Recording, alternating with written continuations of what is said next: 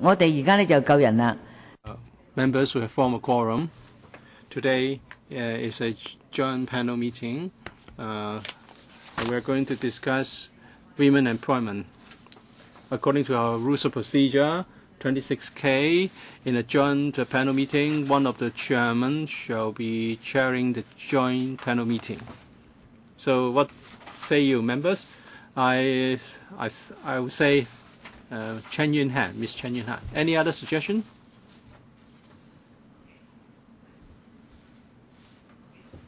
Okay, I accept it. Do we have another nomination? 咁如果冇就咁我做好嘛嚇。Okay, so I'll be chairing this meeting. Thank you. We have been given a paper from the administration, and many deputations are also attending. The meeting will last until 5 p.m. The secretary has informed me that he has to leave sometime before 5. So I would say let's have the deputations speaking up to 4:30 so that the secretary can listen to them.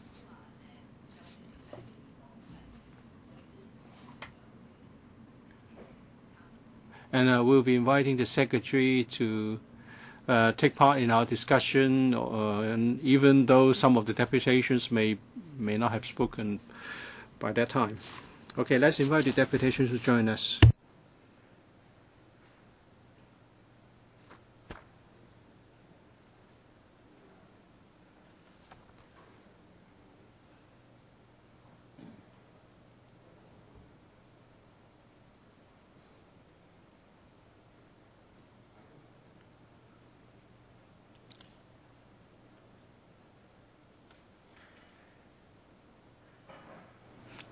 雖然主席走晒，啲人去晒邊嘅啦，剩翻7個就好快。阿柱在邊啊？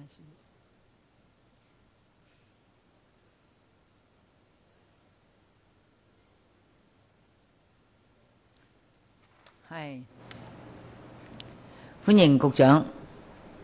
I would like to welcome Mr. Chung, Secretary for Labour and Welfare. I know you are going to leave before 5, so we'll be asking you to speak before you leave, even though some of the deputations may not have spoken.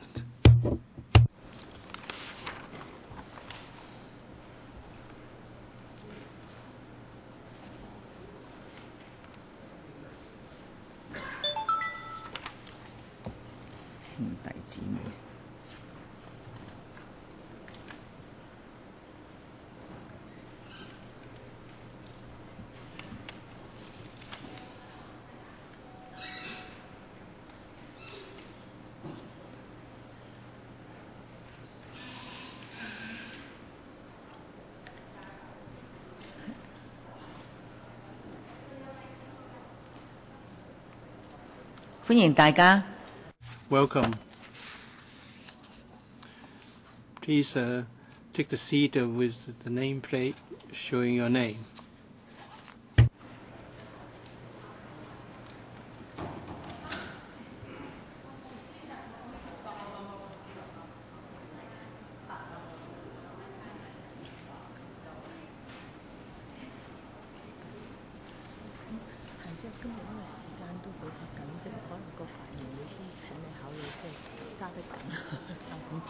鐘啊嘛，好，1夠鐘就係嘛，阿人。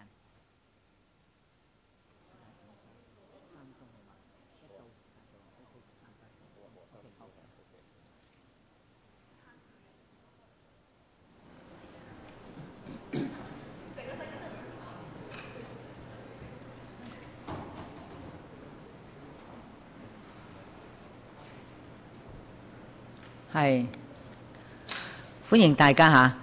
I'd like to welcome all of you. Today we have 36 deputations. Time is limited. Every deputation is given 3 minutes to speak. May I also remind you that you can see an earpiece for your use. Channel 0 is floor, Channel 1, Cantonese. Channel 2, English. If you don't know how to wear the earpiece, you can seek help from our staff. Members, let's get started. We have been given a paper from the administration. As you are aware, this discussion is prompted by the issues raised in the paper on population policy, because one of the issues is women employment. That's why we have a joint panel meeting involving both the Manpower panel and the Welfare Services panel. So over to you, Secretary, for a very brief introduction. Time is limited. Please be succinct. Yes, thank you, Chairman, Madam Chair, and welcome. Good afternoon. The government has been endeavoring to help women to enter the employment market with many support services and measures. Let me go over them briefly.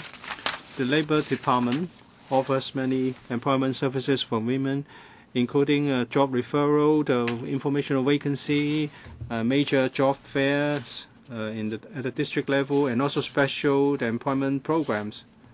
In 2012, there were 99,812 job seekers registered at the Labour Department.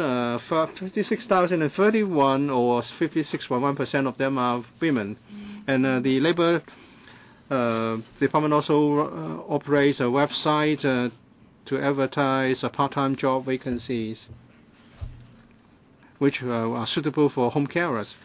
And also it's important to equip the women with the necessary skills, and one of the agents doing this is the Employees Retraining Board. And since 1992, the 810,000 local employees have been trained. Among them, 70% were female, 567,000 of them were women. There are many popular courses such as home care. The employment rate for women trainees is about 96%. In 2012-2013, 83% of female students who have completed ERB courses were employed.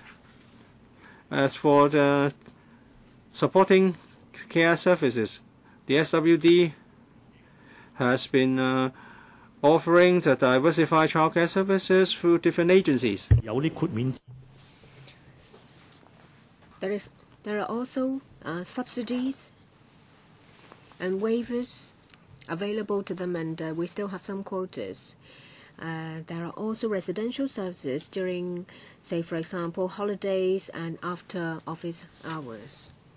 When it comes to employment assistance under the CSSA through the 26 NGOs, there are 41 projects throughout the territory.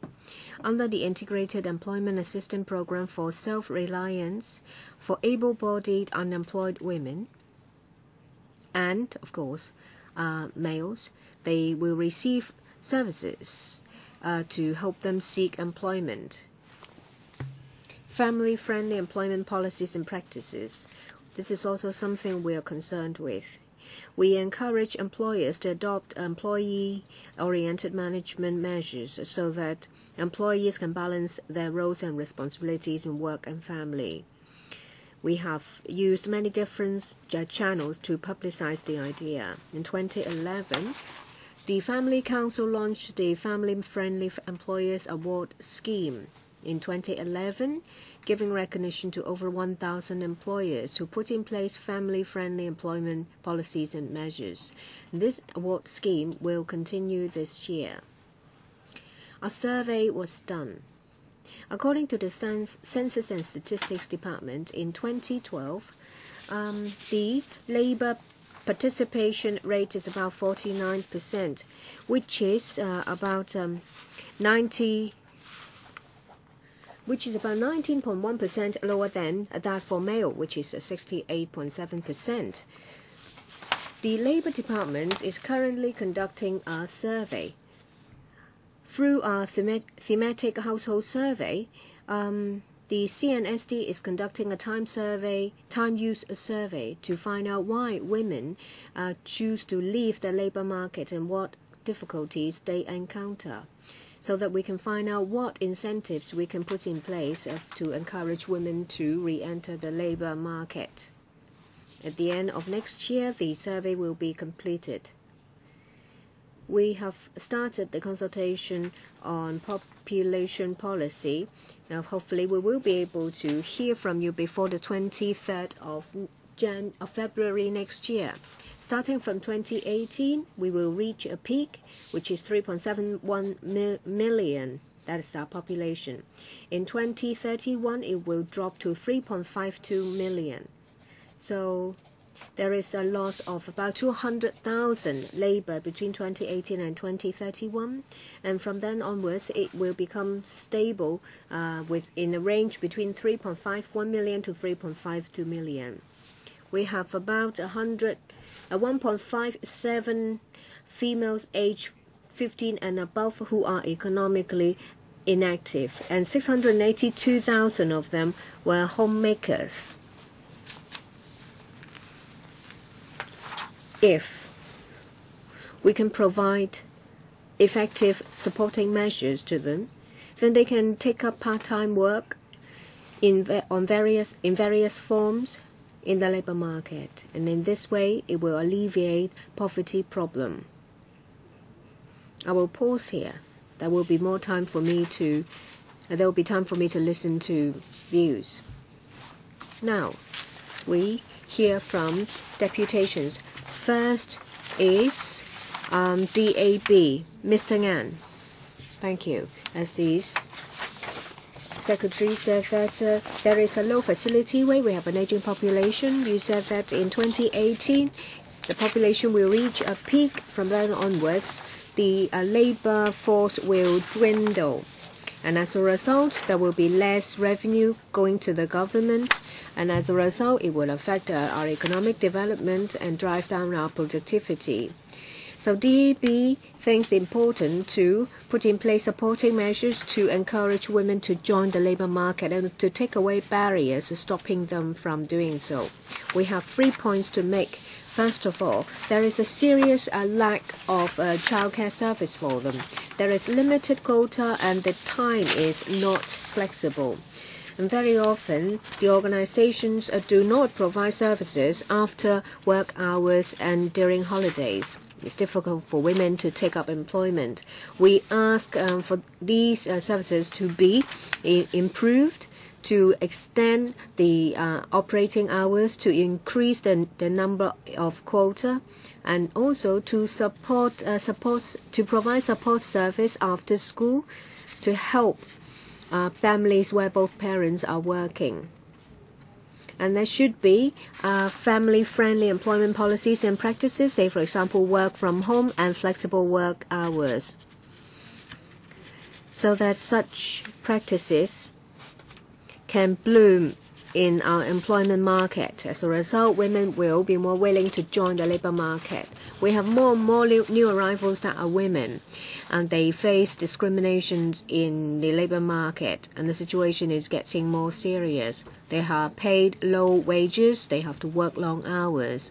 It is unfair. Some employers say that they have children and they don't speak the language well, so they turn them down when they seek employment. We ask the discrimination issues to be looked into, and there should be more courses to train them and retrain them, and also to organize courses for prospective arrivals so that they can make preparation, they will receive training so that they can join the society and the labor market as soon as possible. Next is the Hong Kong Catholic Commission for Labor Affairs, Ms. Law. The population policy consultation document says that we have a low fertility rate, we have a low birth rate, we have an aging population. As a result, women are to be encouraged to join the labor market. But when it comes to how to improve the labor participation rate for women, there are no proposals in the consultation paper. And what is happening runs counter to the policy. In the population policy, we don't see any choices among women when it comes to what employment they would like to take. And it has neglected the contributions they have made as homemakers. And they have not taken into unemployment situation because of traditional division of labor. Even when a woman is going to work, she has to take care of the family as well. That's why they very often take up a casual work or a part-time work. And the employment does not meet the 418 requirements. So they are not offered employment protection, say for example, severance pay and long service pay. And very often they are subject to age discrimination as well, but there is nowhere they can turn to lodge a complaint. For women who are in retail and service industry, there is a chance that they may be subject to sexual harassment. But when it comes to ordinance offering protection against sexual harassment, it is lacking. And we see that there is an unequal pay for the two genders. So even when a woman is going to work, she cannot expect to make enough for her family to improve her situation. They work long hours, and there is no sufficient child care services. So when the child is on holiday or after school or finished school, the child will have to stay at home. But this is against the law. This is an unfavorable condition for women. The administration said that there are a lot of quotas of childcare services, and there is a sufficient support in the community, and there is also CCF, but the quota is not enough. And for the neighborhood support childcare project, it's still too expensive for them. It's between $18 to $24 dollars. And the minimum wage is only $30. And the employers should be encouraged to adopt family-friendly employment policies. And not just that, there should be legislation to ban discrimination, to put in place standard working hours, and to put in place paternity leave, to create favorable conditions for women to have the freedom to choose what job they will take. Thank you. Next is the Hong Kong Federation of Trade Unions Women Affairs Committee, Ms. Huan Leung. Thank you. Well, in relation to the consultation document of Thoughts for Hong Kong, our committee has a number of points to make. There are a lot of poverty problems. It's because only one person can work in a family. The wife will have to stay home to take care of the children and elderly people. So childcare services should be strengthened to give more choices for women. When a woman gets married, she will have to make a choice between work and family. If there is more childcare service available, it will give them a choice. Regrettably, there is limited number of such services available, and it's not very flexible. So they should be improved. There should be more childcare services available. The approach of community service should be improved to a regular one, and there should be flexible hours. Well, nowadays, more often than not, is a fixed working hours between 9 and 6. If there is flexible working hours,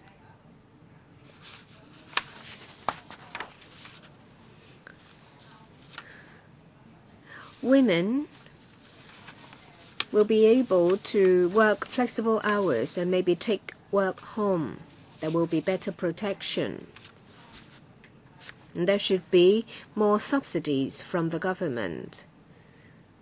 Say, for example, work incentive travel scheme or transport scheme.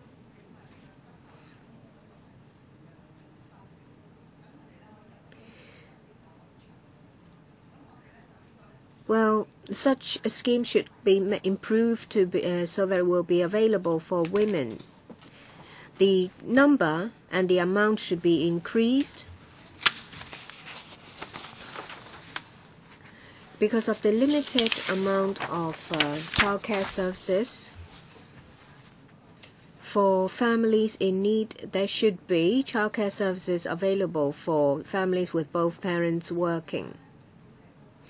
And to increase the subsidy for neighborhood support childcare project to the statutory minimum wage, and to regularize the community-based childcare service.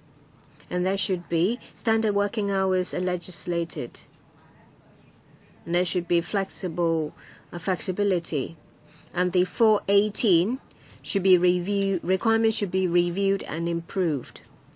And there should be a subsidy available for cross-district work, and also for hours that are not very popular. Next is DAB Women Affairs Committee. Ms. Sophie Wu. Women faces a lot of pressure. Sometimes they feel conflicted because they are caught between work and family. For those between 20 and 59, economic inactive, but if they find a good job, there are more women than men that would like to take up the employment, 3 times more. So it shows that a lot of women would like to work. How can we help these women? There should be measures to help these women so that they can take up employment and take care of their family. We have 3 suggestions. First, there is insufficient quota for childcare services. So the neighborhood support childcare project should be improved so that it can be turned into a profession, and there should be formal courses to train these neighborhood nannies so that working mothers will feel assured when they leave their babies and children with them. Apart from that, we ask the administration to expand the current current childcare waivers and subsidy, and application thresholds should be lowered. So non-CSSA recipients can also apply. Women may leave the labor market for various reasons. When they re-enter, there will be adjustment problems. I hope that there should be training and support made available for these women so that they can further their studies, acquire new skills to face challenges. Next, DAB Families Affairs Committee, Mr. Sam Lam. Madam Chair, Secretary, members, good afternoon. We attach importance to family, which is a core value. Many studies have indicated that if an employer promotes family-friendly policies, then it's not just good in facilitating the employee's care for his family. It will also foster a greater sense of belonging and reduce wastage. So both the employer and the employee stand to benefit from such a policy. We need the government to promote this policy. We need the business and NGO organizations to promote this. Family Affairs Committee of DAB has been playing an active role to promote family-friendly employment practices. On behalf of the committee, I would like to make a few proposals. First, the government should fully promote family-friendly practices and policies, and the creation of such an environment. There should be wider promotion of the 5-day week and flexible working hours. And also, there should be a policy on flexible holidays. when an employee has finished a certain duration of work or specified number of duties, there should be a leave period,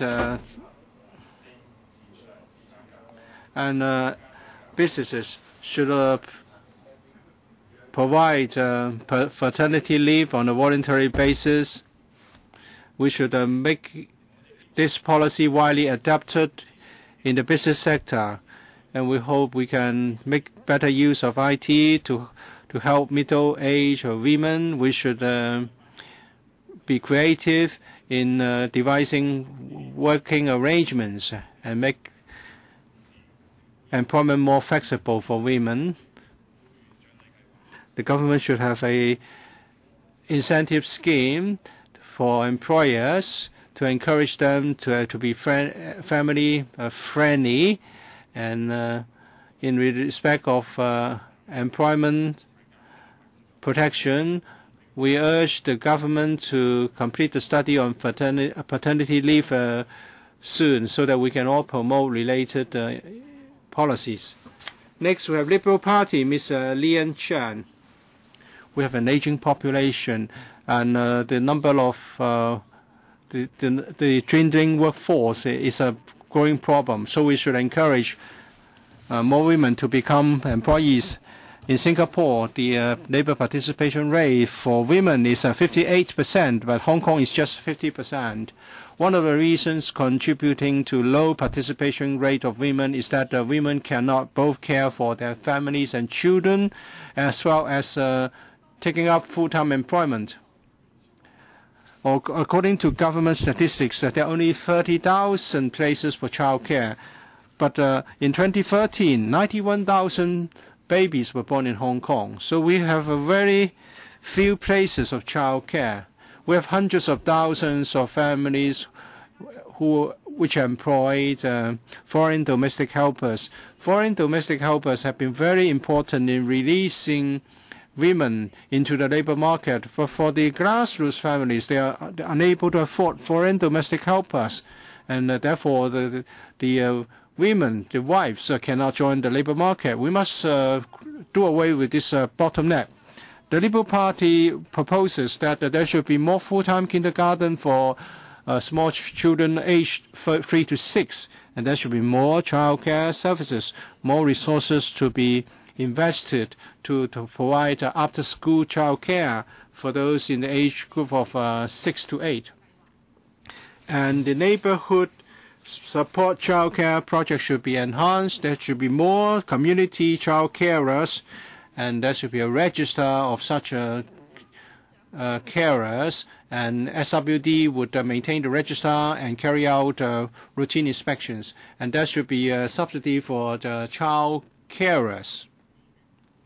Next, we have Mr. Michael Lee from Foreign Domestic Helpers Concern Group. Thank you. If we have more women participating in the labor market, we would be able to lessen the problem resulting from an aging population. Many of the speakers have talked about child care, and we all know that places for child care are insufficient. For many middle-class families, they would have to employ foreign domestic helpers to help with child care. But there are other problems associated with the employment of foreign domestic helpers.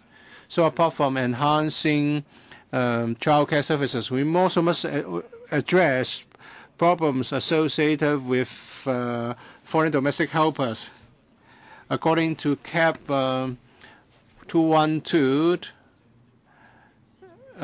it's an offense for parents to leave their children at home, young children at home, because of domestic accidents.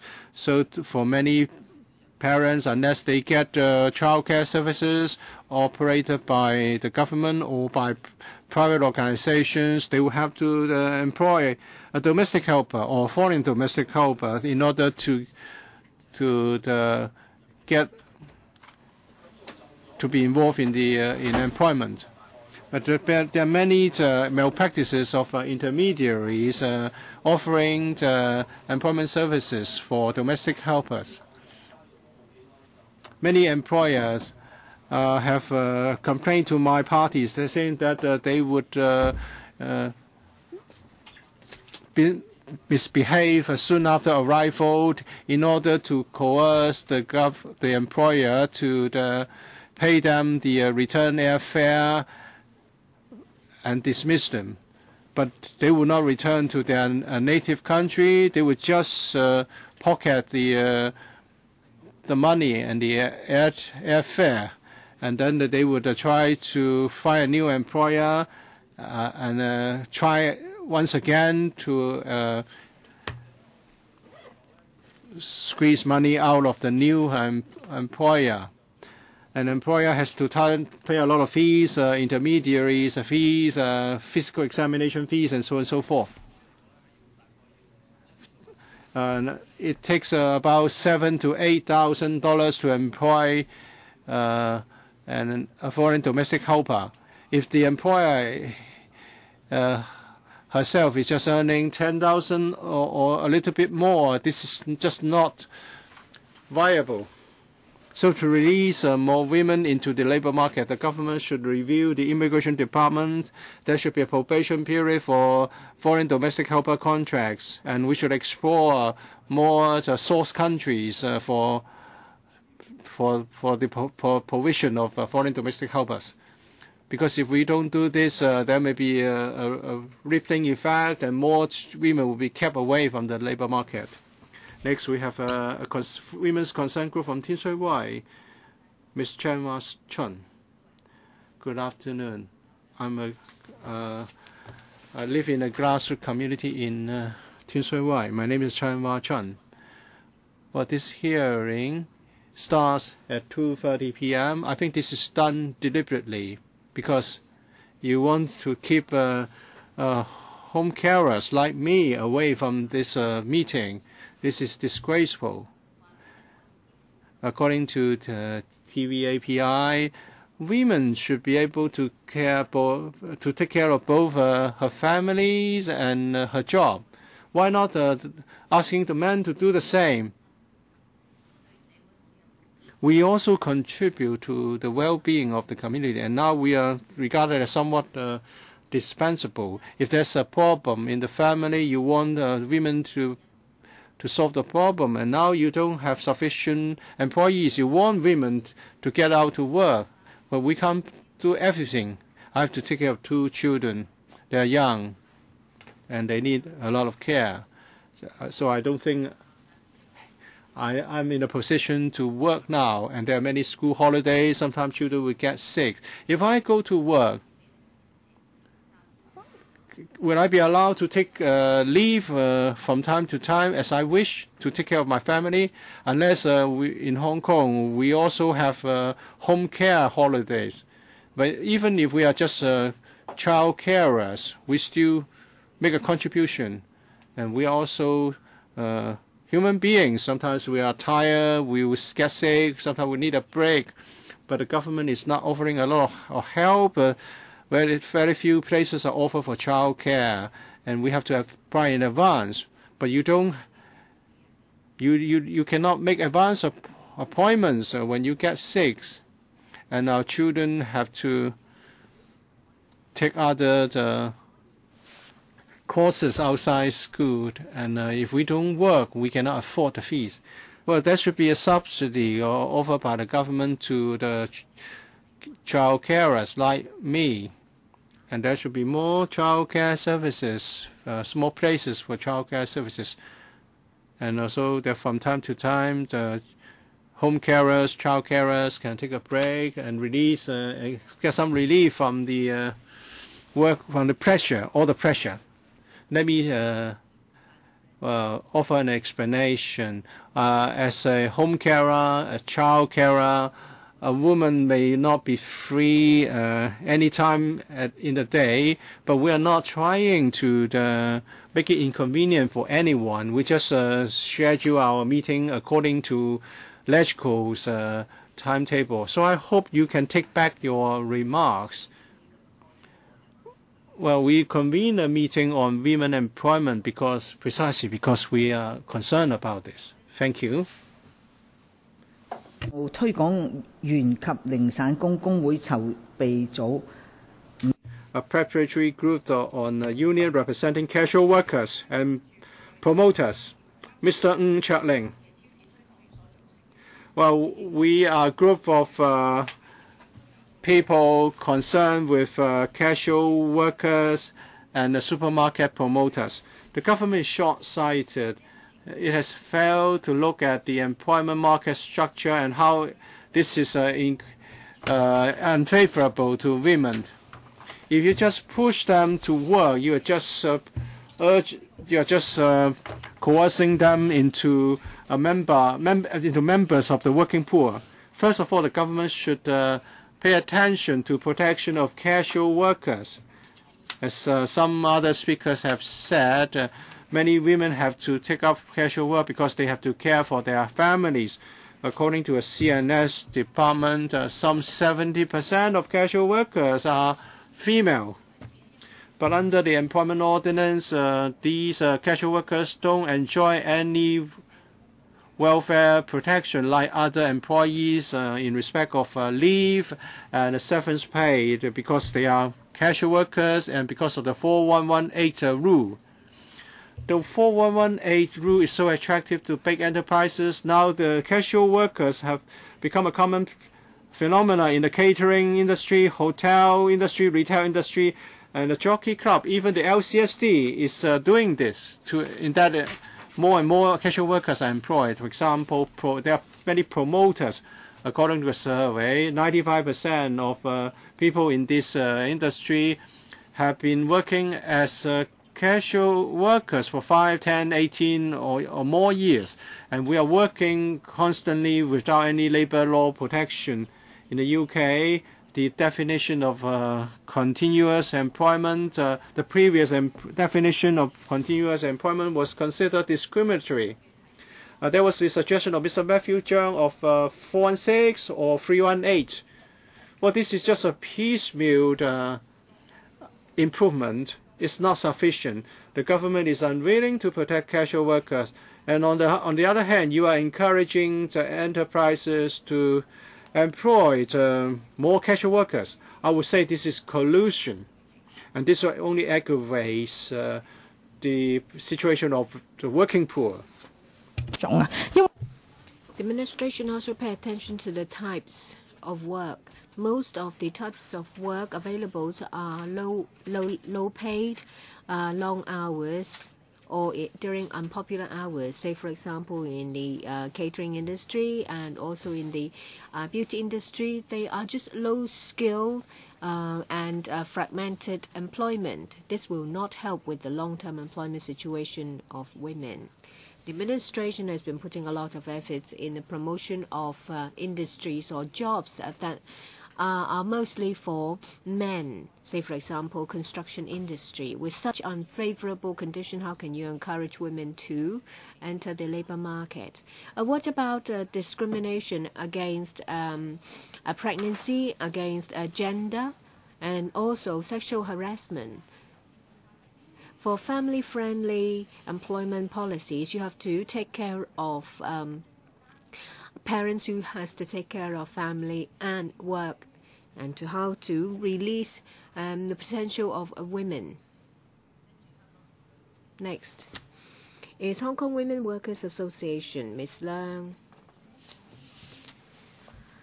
The consultation document of population policy is not about population. It is only about employment, and they only care about women when it comes to employment. And I will elaborate. First, the situation prior to employment, during employment, and after retirement for women.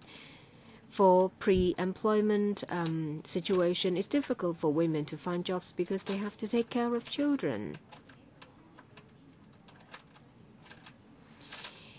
If children are taken care of by the mother, it will be better for their development.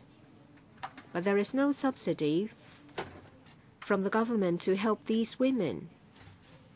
And these women usually end up in poverty. And if they are to work, they need childcare service so that they can work. And they have problems during employment. Even with childcare service, it's difficult to attract women to join the labor market. Because what kind of labor market is available for them? The statutory minimum wage is only $30. The poverty line formulated by the administration, it shows that a lot of people under the poverty line are working poverty households. A lot of women are working long hours with little pay. Say, for example, the elderly care industry is heavy manual work and paid very little. Employers often say that they can't employ someone to wash dishes. They don't think about the appalling work environment for their workers. The dishes are heavy and very often they get hurt. So with low pay, unfavorable working condition, it will be difficult for women to want to work. But women are labeled as picky. And the administration talks about import of foreign labor. They are just evading their responsibility. They blame women instead of improving the labor market. We ask for an increase of the statutory minimum wage to $35 and for an annual review so that it can catch up with inflation. And when it comes to employment service, they should take into the perspective of needs as women, and they should make sure that there is dignity, a fragmentation of work. Because women have to take care of children, they can only take up casual work. And there is the restriction of 418. There is no employment protection. Can the requirement of 418 be dispensed with so that women can get labor protection? There should be legislation for standard working hours. And paternity leave there should be legislation for paternity leave as soon as possible. For women, just before they retire, they will face unemployment problem because they are discriminated against. So when you reach your middle age, there is little choice available for you.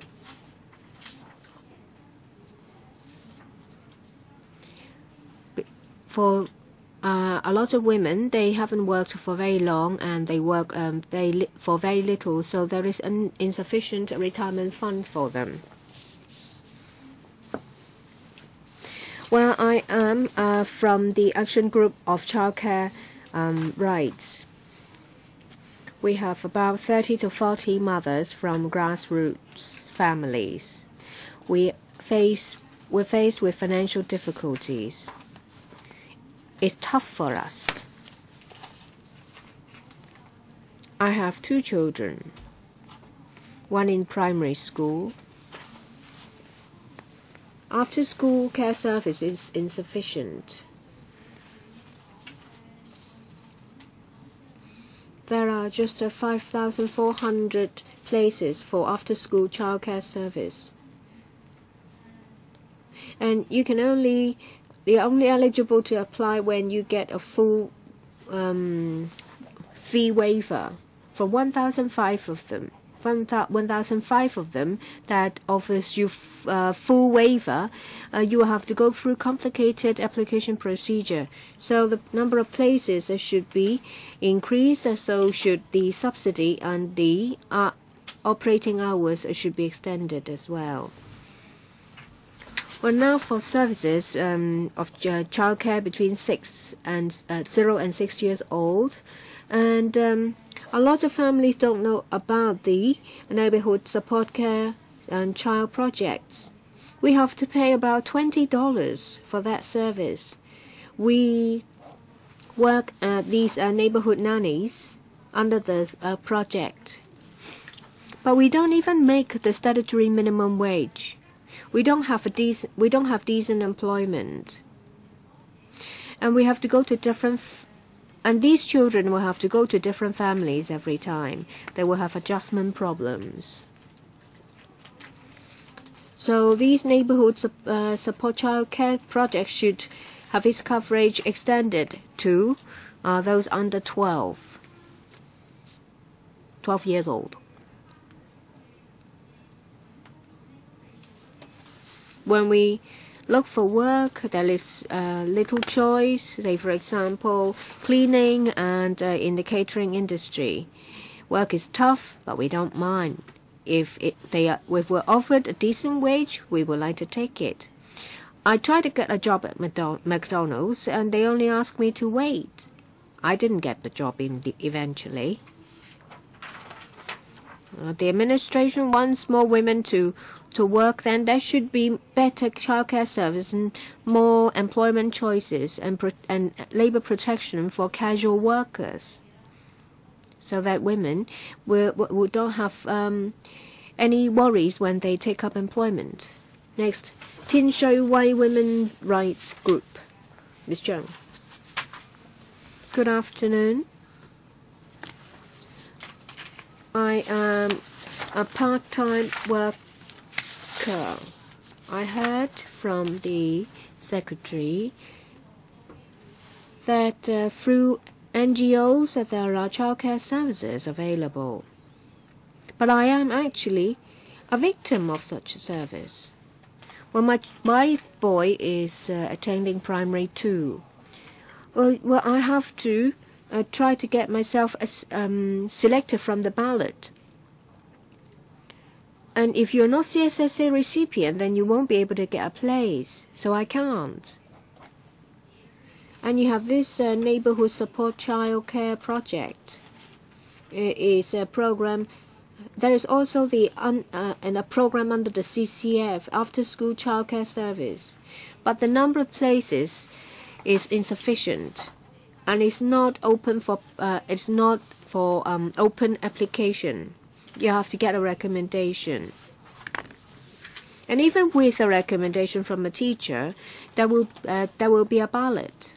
So I'm not selected. But at the same time, I am working.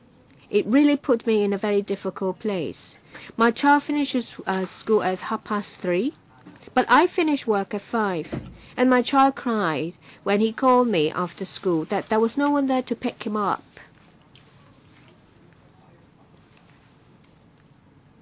Take your time.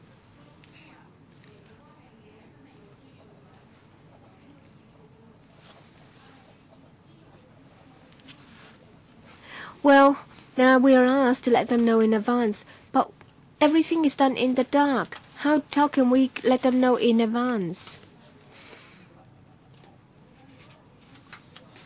And the neighborhood support childcare project, well, it's not regularized, and the charge is quite high. And some parents say that they've left their children with the neighborhood support project, but when they took their children home, they suspected that the child's been molested. It's very unfair. It only adds to the burden of us grassroots. We have to pick up the child and take the child to the childcare service. We have to sneak out from work to do that behind the employer's back. I work in Causeway Bay. How can I sneak back to pick up my child to take him to the childcare service? And it's very expensive. I hope that the subsidy will be made available for those under 12 years old. And what about school holidays? There are many. I can't ask for days off when my child is off school. My employer will not allow that.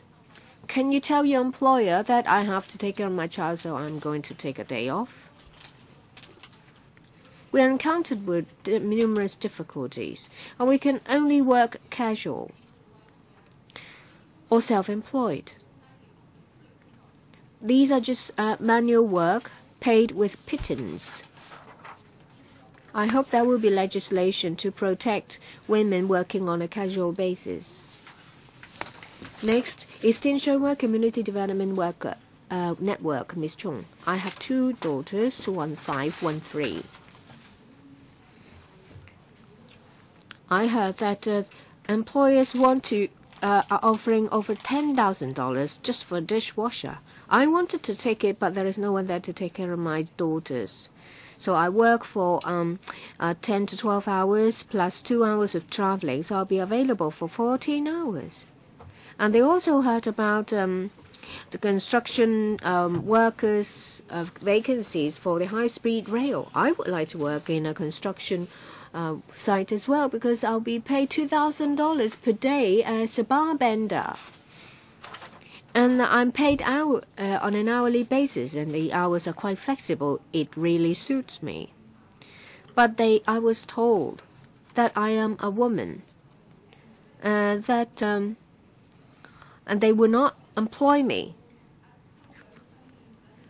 This is gender discrimination. It's difficult for me when I have 2 children. There are a lot of mothers like me. The entire family earns $12,000 only, and so mothers would like to go to work, but they can't. And Matthew Jones, the secretary, said there are available places for childcare service. Where are these available places? Hong Kong Island, the Peak? Well, a friend of mine used to be a clerk. She had a baby, and she wanted to get a place in a nursery. And she was told she had to queue for 2 years. But for nursery, they only accept children between 0 and 2. So after 2 years waiting, the child will not be eligible anymore. And there is no support in the community. So my friend had to give up work to take care of his kid. This is only an example. If you tell me that there are available places, tell me where they are. Definitely it's not enough in Tin Shui Wai. The Liberal Party said that there are only 30,000 such places. Every year, there are 40,000 babies being born. It's a drop in the ocean. Don't give me any more figures and ask us to go to neighborhood support childcare project that we get, that they will help us. There are only 700 places, so just over 30 in each district. So 30 is enough for the demand of the entire district? You must be joking. And you say that every hour they charge you $20 under the neighborhood scheme. But I only earn $30, and I have to pay for transportation as well. And there is also a problem of sexual harassment. There is also the molestation of children. But they work as on a voluntary basis, so the names we cannot check on them like ex-offenders on the registry. 社區保護本身已經係即係千瘡百孔嘅話，其實政府 So this project is riddled with loopholes. So please don't refer to neighborhood support child care as a kind of a support you provide to women. Thank you, Ms. Chung. Next, concerned group of carers in Tin Shui Wai, Ms. Lau Sai Sa Ling. Good afternoon. I live in Tin Shui Wai. I have 2 children. I used to work as a part-time employee in a fast food restaurant. When I had the first child, I worked for 4 to 6 hours. And after I took my child to school, I went to work. And then after I left my workplace, I would pick up my child. But on Saturday and Sunday, there was no school and I could not work. I earned about $2,000 a month back then.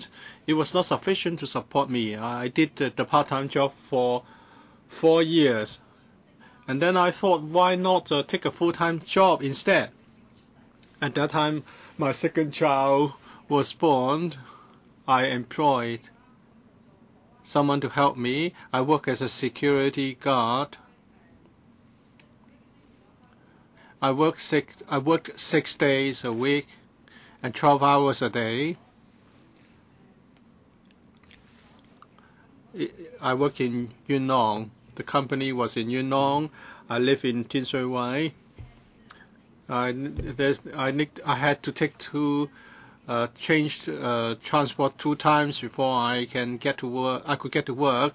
When I returned, I was very tired. I had to sign the reports and student records, and they sometimes would like to show me what they had learned in school, and I was too tired to do that, and I just wanted to go to bed immediately. So at the end of 2012, I quit. There was no way for me to continue.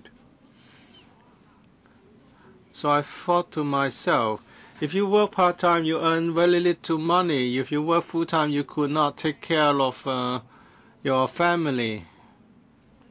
The government keeps saying that women should be facilitated in employment. But there's no well-established childcare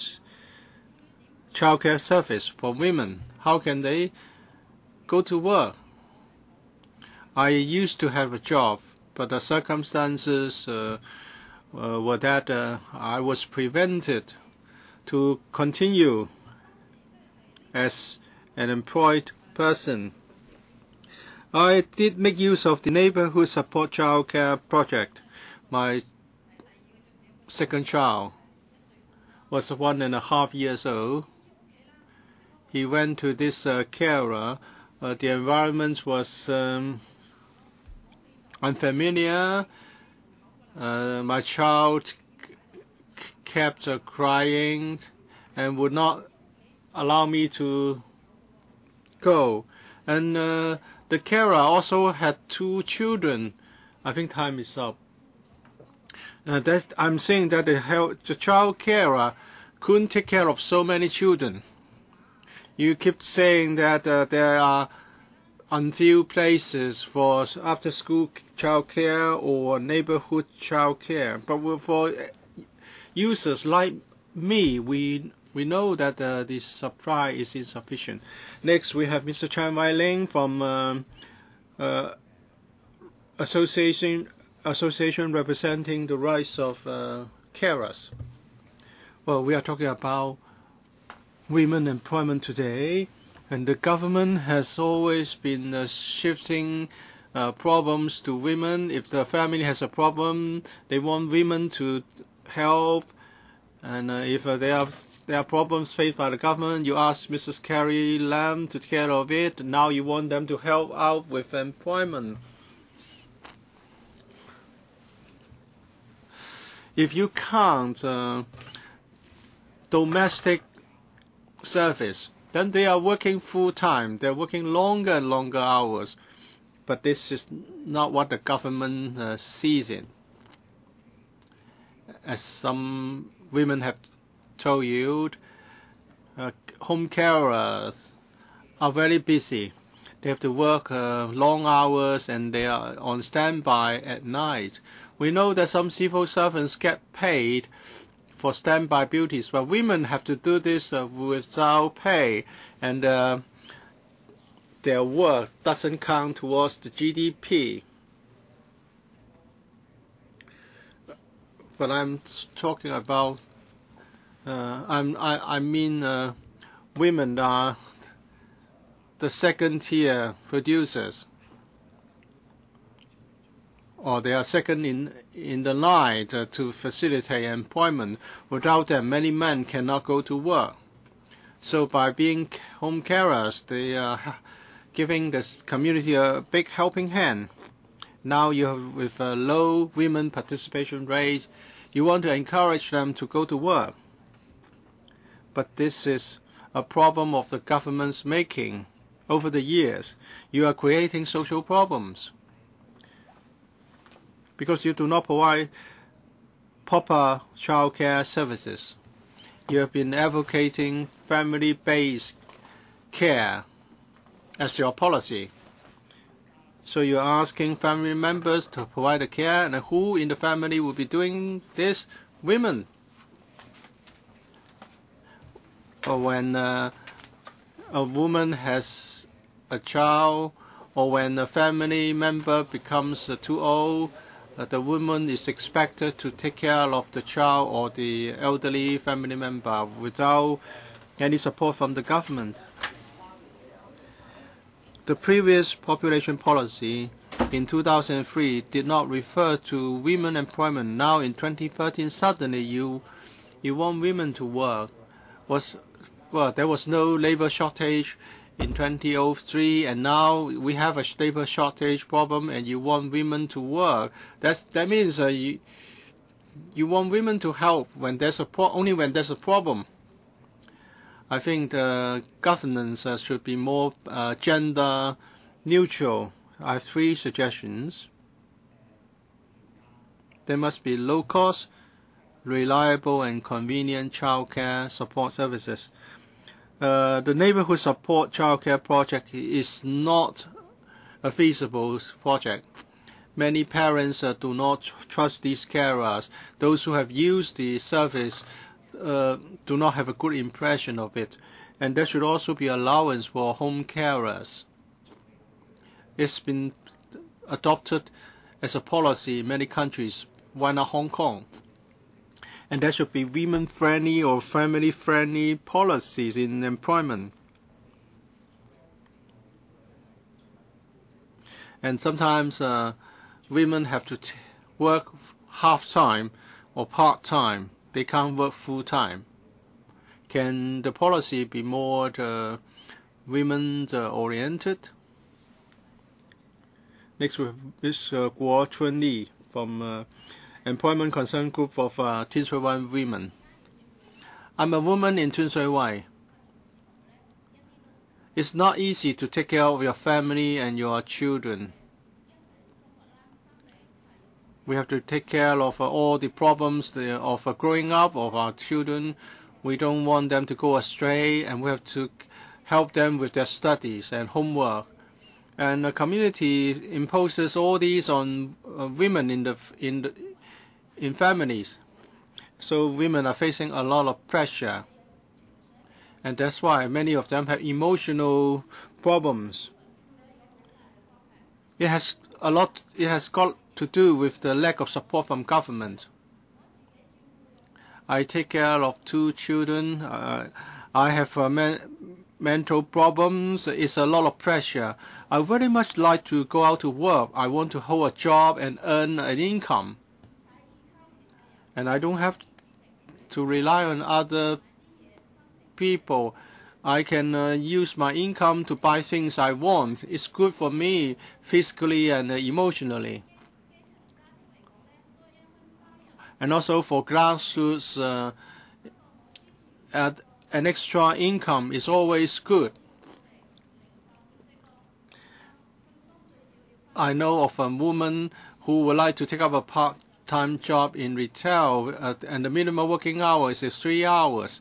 And she has a child who attends a half-day kindergarten. She finds it difficult to pick up the child after work. And now the child is in kindergarten 2 level, and still she's waiting for retraining training course. There should be more full-time kindergarten places, and there should be more child care services and more support for child carers. So we should not ask women to work for too long because they have to take care of their children and family. There should be standard working hours requirements. The government should pay attention to all these issues. Next, Ms. Chan Xiang Ban from Neighborhood and Workers Service Center. No? Okay. Joint Committee on Child Carers. Ms. Henrik Lee. If we want to help women to work, we cannot just look at employment. We'll look at the community and also how men can also play a part in caring for the children and the family. Now we have a low female labor participation rate, and the consultation document on population policy talks about encouragement of women employment.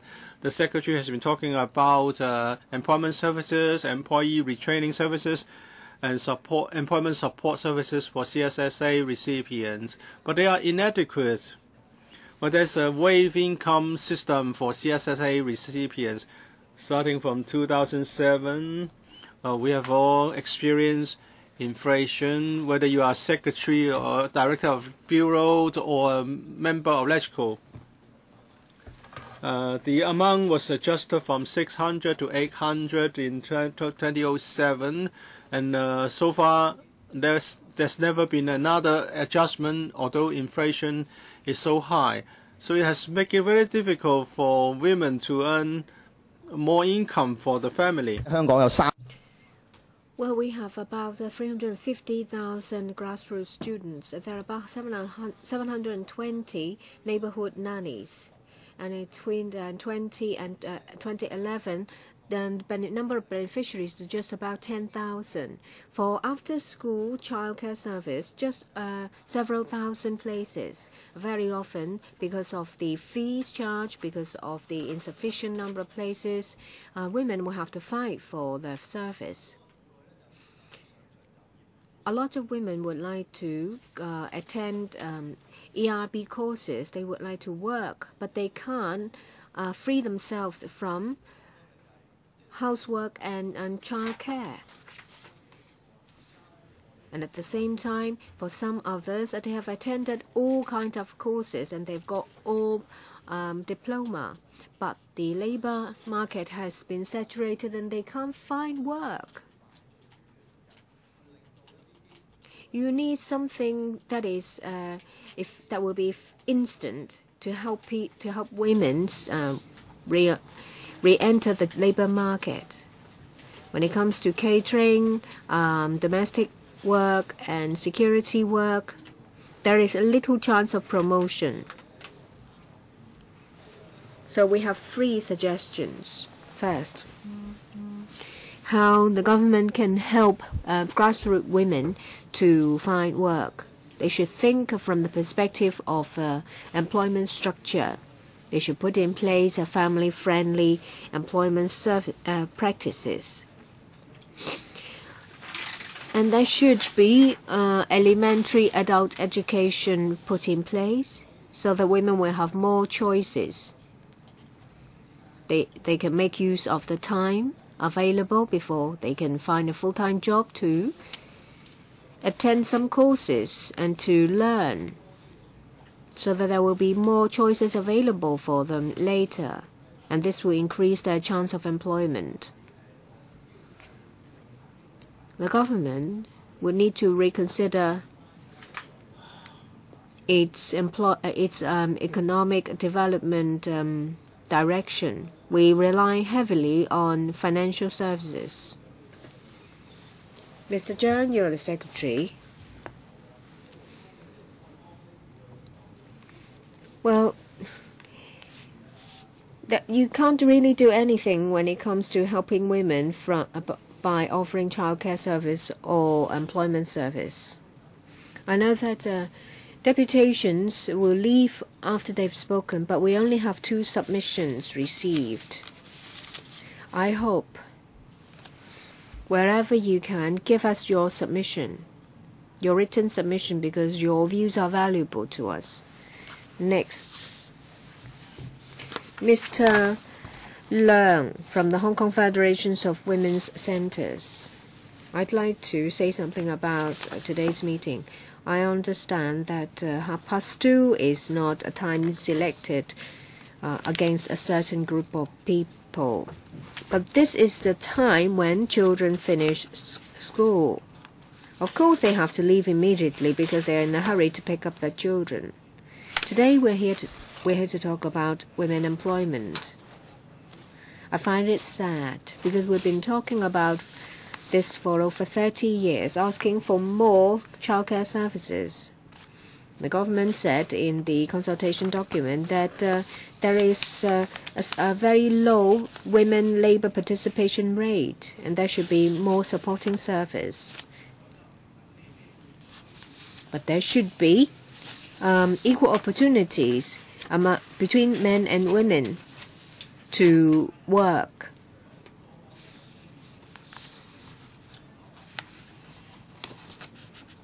Well, they always say in the documents, especially those from the SWD, that taking care of children is the role of women. And that's their mindset. And that's the mindset they have when they deal with employment and assistance program. They will say, well, there are only just over 40% of women labour participation rate.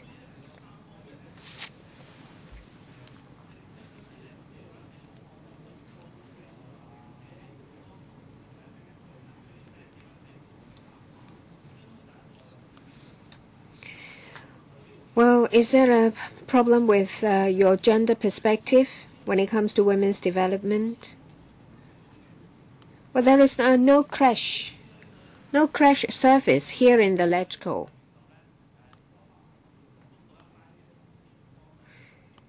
And we have to rely on the staff members to help us.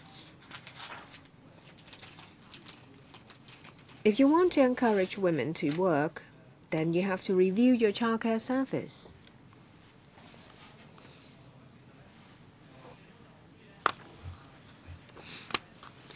The government's been saying that there are available places for these childcare service, and the neighborhood project is already very good. But we see that for those subvented childcare service, they are simply not available in certain districts, say for example Sai Kung, Kwun Tong. For the neighborhood project, the secretary said that the service is very good, and the nannies are very happy even with very little pay. Is it that in the eyes of the secretary there is no poor people? Well, of course, if the husband makes over $300,000 a month, they don't need the service. But for grassroots women, they need the service. So we need more places for these childcare service. So that they don't have to wait if they want to use the service. And I'd like to say something. Well, yes, we understand that there are difficulties, but it's difficult for us to find a time. This is the available time given to us by the LegCo.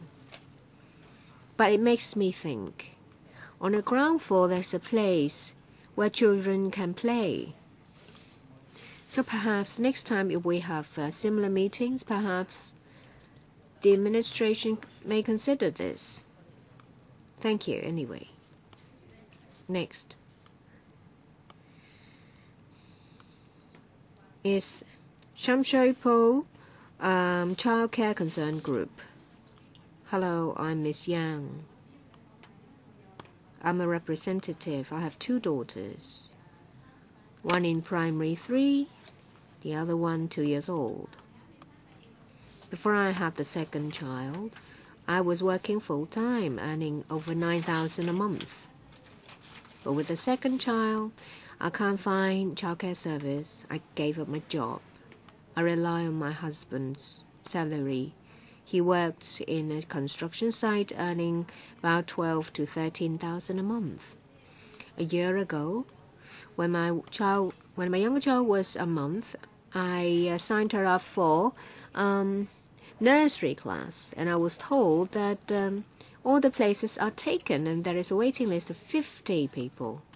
And all the daycare service centers in Shamshui-Po have got 52 people on their waiting list. And I don't know how long I have to wait till my child is kindergarten 1. And in December, my daughter got into K1. Well, I signed her up for K1 in December, and I still was told that there is a waiting list. And there is, on top of that, there is a fees problem.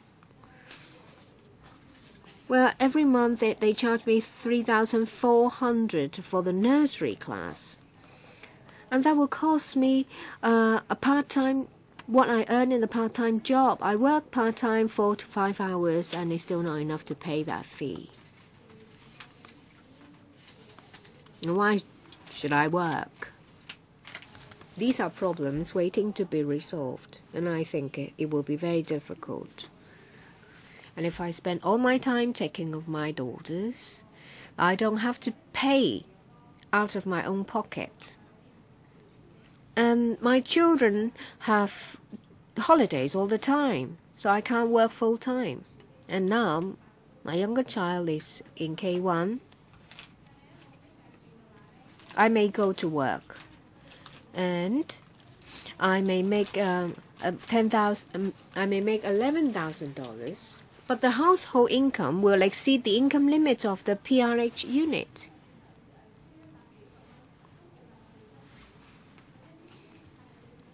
So is it a problem of the government, or is it us?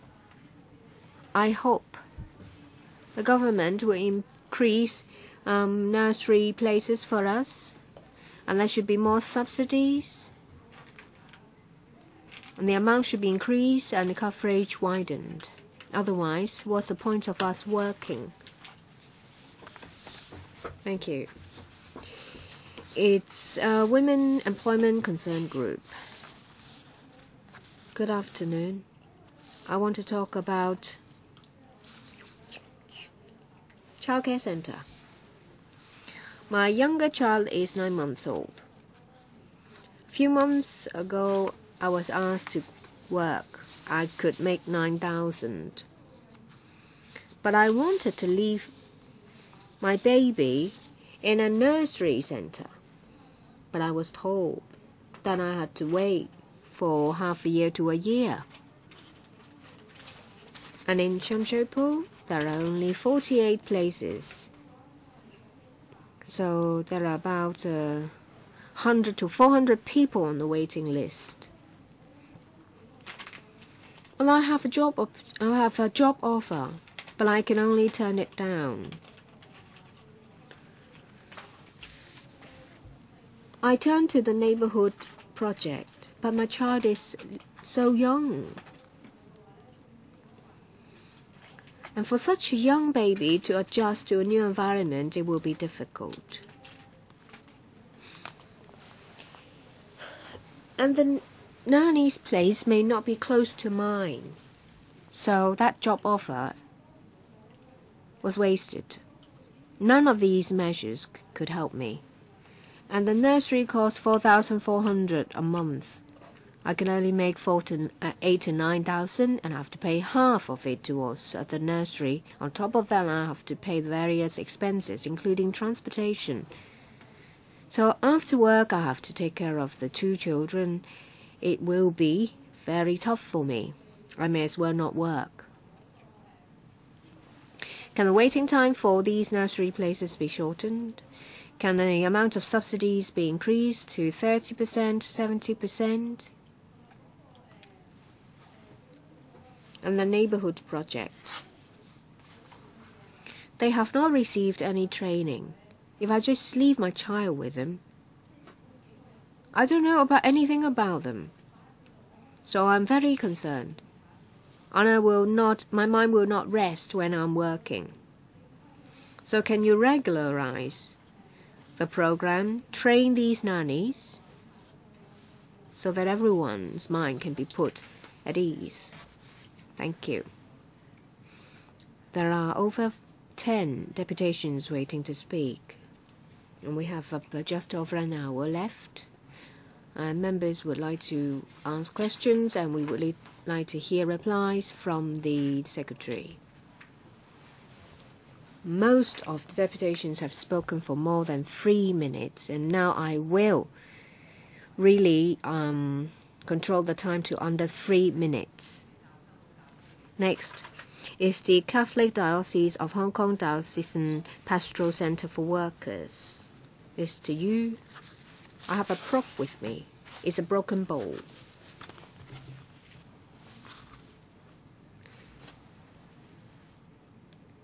Well, who breaks that bowl?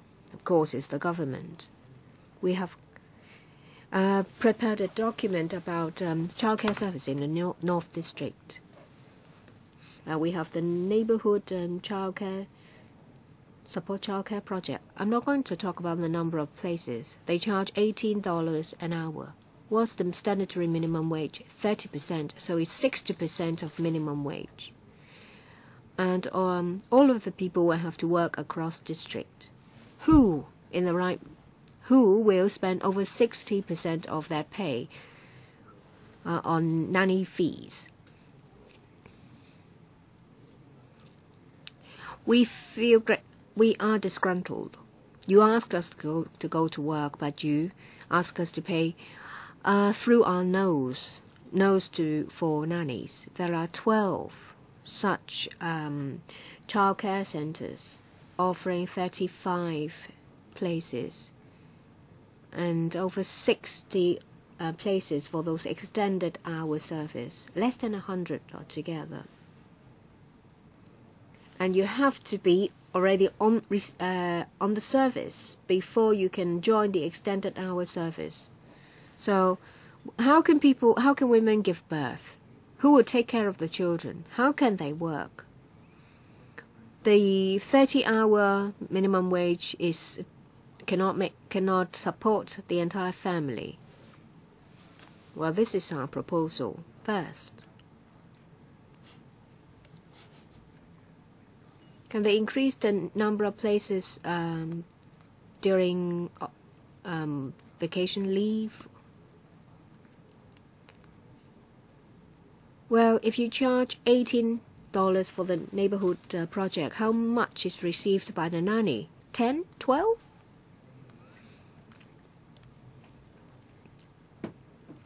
A lot of deputations have spoken about family-friendly employment policies and the standard working hours. Well, nearly all of the women will have to go to a different district to work. So will they improve the WITS? And there should be transport subsidy for women, because the unemployment is the most serious in the Northern District. We must do something, otherwise more rice bowls will be broken. Next, we have Mr. Ye Chun Lan from Cheung Sha Wan, the concern group on child care. Well, I'm a grassroots woman from Cheung Sha Wan. I'm glad to be able to speak my mind here. I hope the government can help us. I want to work.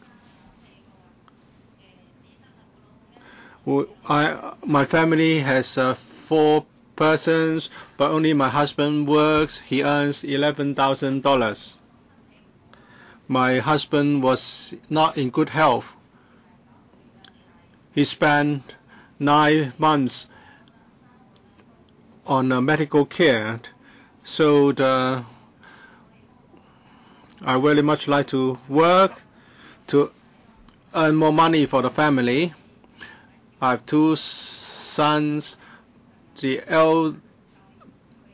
elder one is in primary school, but the small one is young.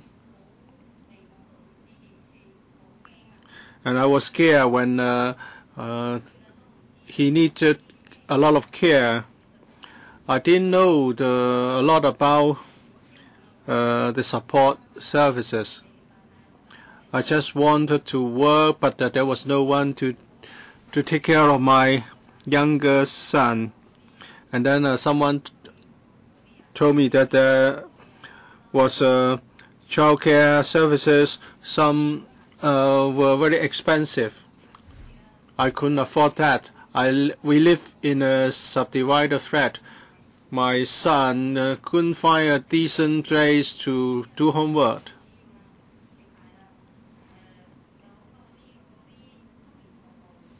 I think there should be more childcare services to help people like me. There are very few full-time kindergarten places.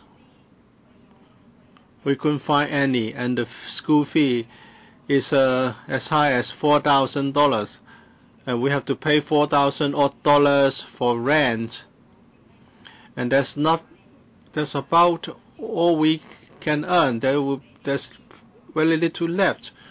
So we hope the government can offer some kind of subsidy. Many women do not really trust carers offering the neighborhood support child care project. I hope more child care services can be offered. More support services can be offered so that women like me can really get out to work. Thank you.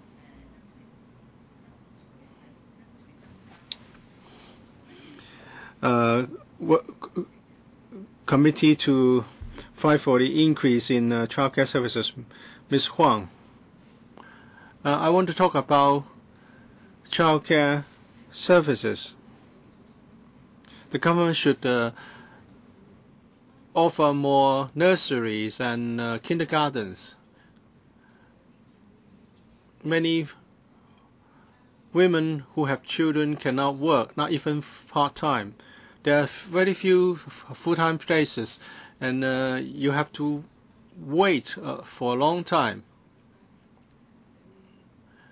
I work as a part-time employee, but there are so many school holidays. And whenever we have a school holiday, we as working moms are frightened, are scared. Take your time.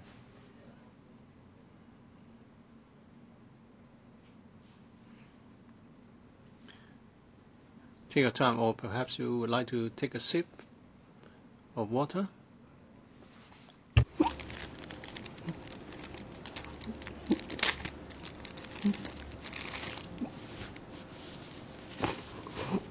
唔緊要，慢慢。I'm sorry. It doesn't matter. Take your time. 據我所知咧，同我一齊好多。Many mothers who work part-time will have to take their children back to the mainland for child care. I've made use of the different kinds of child care services, neighborhood child support, child care, and so on. The neighborhoods project is not favored by women because the child will have to stay in a family and unfamiliar environment. 唔好意思啊。繼續啊。I'm sorry. Please continue. If you ask a child to go to an unfamiliar family, it's very scary, and very often they will cry. 如果你叫佢去一個好似跟學校環境差唔多一樣嘅啲獨業服務中心咧 ，and if the environment seems familiar, then it's much better, and he will learn very fast. And there are full-time services, but the fee is so high, it's $2,200 or more. And there are also childcare services for the occasional needs. So when there's a holiday, we have no choice but to leave our children at home.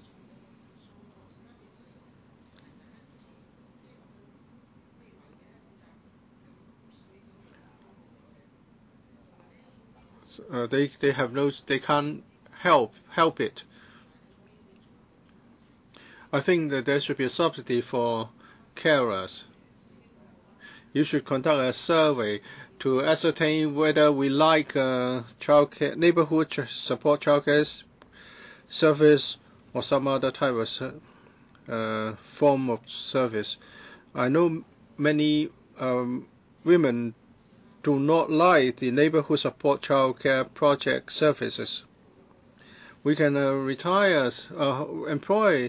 retired childcare workers. Next, Ms. Fanny Kwok, Northern District Employment Concern Group. To follow up on what the previous speaker has said, it's difficult to get childcare services. In the 80s,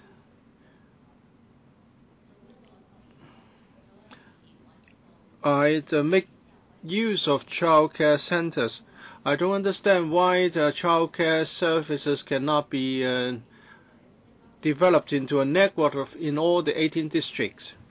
For middle-aged married women, very often we have to give up our own careers to bring up our children, to fulfill our responsibility. We give up what we like to do, and worse, we have to rely on CSSA. We fall into this CSSA net. To many, this is not a problem. To me, it's a big problem.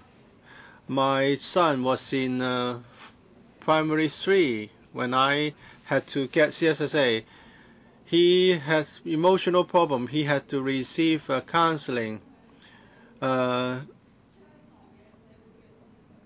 would have a very profound adverse impact on the younger generation, the future pillar of our society.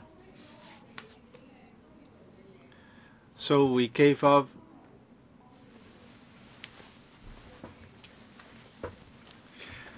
And we have to make it easy for our spouse to work. We make a contribution. We are deserted. We are left alone. And it's not just middle-aged women, those who are 20 and 30s who are also moms are in the same situation. And we can only go to work again or do things we like after our children have grown up.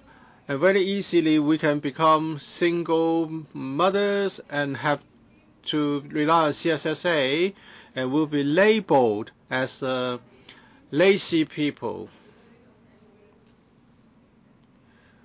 So how can we face other people? Sorry, I'll wrap up very soon. So apart from study problems and growing problems, well, we are detached from the mainstream community. Why can't the government invest more to help middle-aged women to get employment? Our contribution has always been neglected. We are supposed to be home carers and nothing else.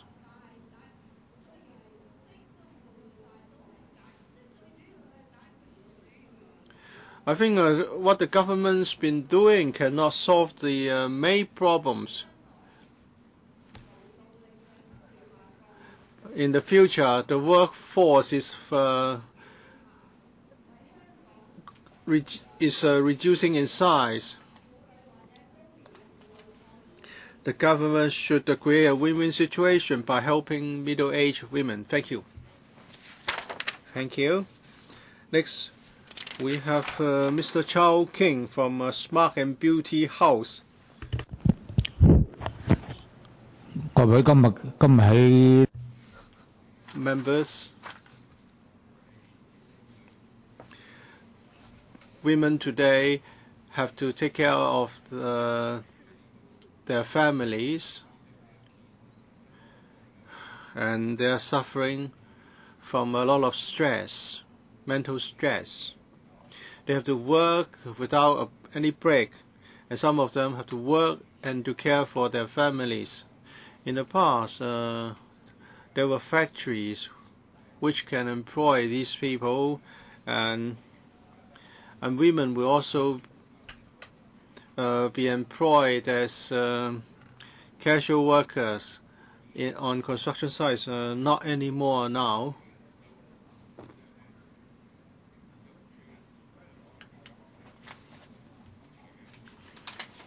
And now, working hours are long, and even if you work 10 hours a day, you don't get much. And young people find it difficult to get suitable accommodation when they want to get married. The lucky ones get public housing. And most public housing estates are in the new territories. The government wants to encourage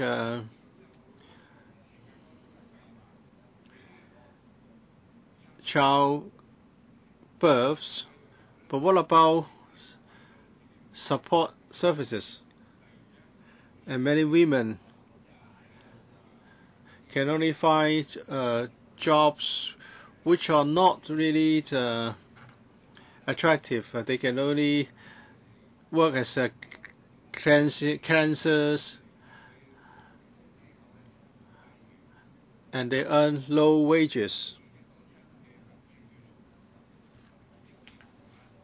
And there's a new term, the working poor. They work, but they are still poor because they can never make ends meet. And there is consensus in society that they should be given more assistance.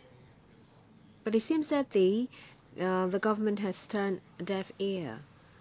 They only adopt delaying tactics.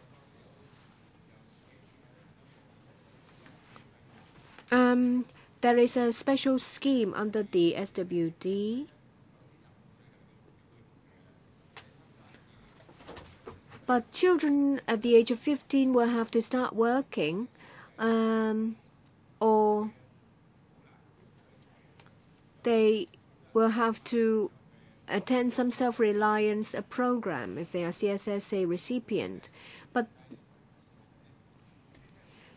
they don't really have the time to do that, and as a result they suffer from tremendous psychological pressure. And and for some people they don't have retirement protection. The MPF is very unfair because they charge a very high administration fees. Mr. Chow, I think you have speaking notes. Please give it to us. Your time's up. Next is Hong Kong Domestic Workers General Union, Ms. Chung. For us, domestic workers,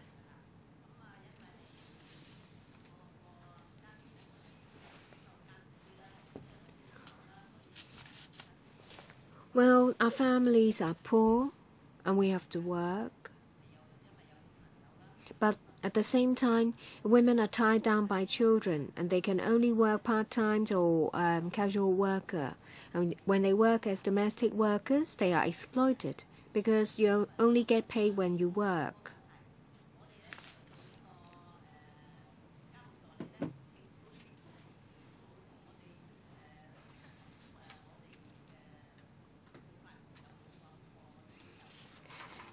The government only thinks about training, but after that they wash their hands. So we feel neglected.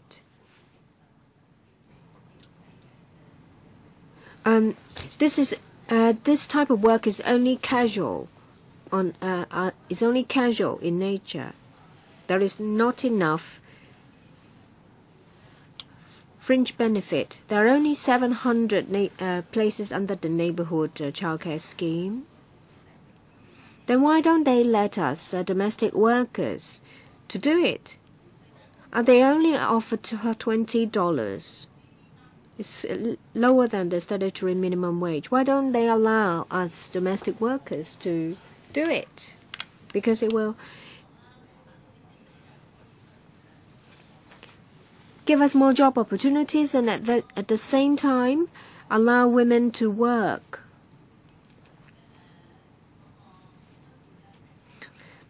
If the subsidies are increased, then everyone will benefit.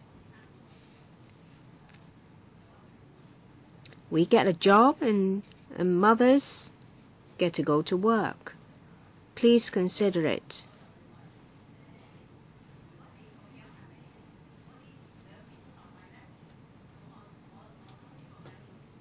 We both benefit, isn't it?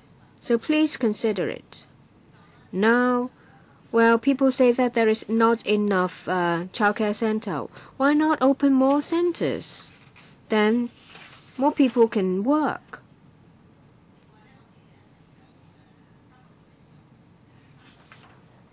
Well, we have three demands: to improve our labor rights, to do away with the 418 requirement.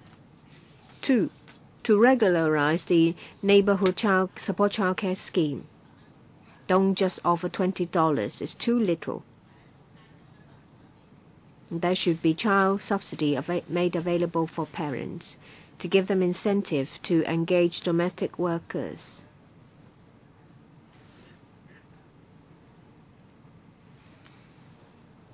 Well, when we work as domestic workers for quite some time, we would like to be nannies. Next is the CTU Women Affairs Committee. I will talk to you about problems and our demand. We don't agree with what was said in the consultation document about the release of women labor participation.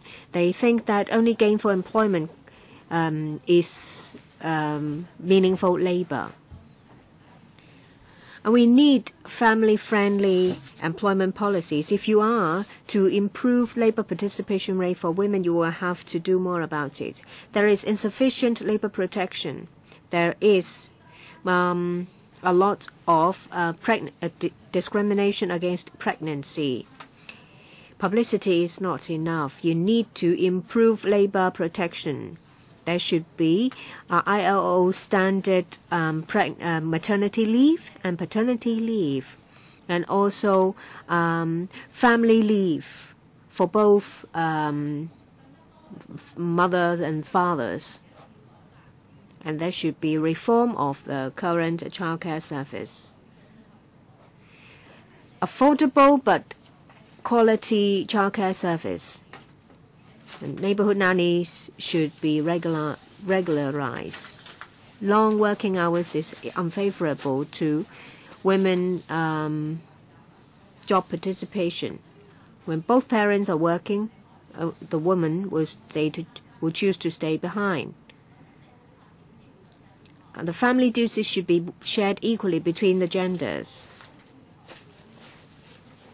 For those industries with short labor, it shows that it's more serious for those with long working hours. If we have standard working hours, there will be more people participating in the labor market.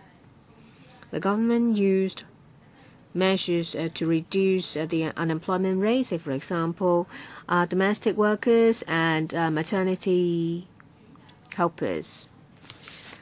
About 70% of the people using the Smart Living scheme are women. There are about 200,000 women signing up, but they work on part-time basis and it is not stable employment.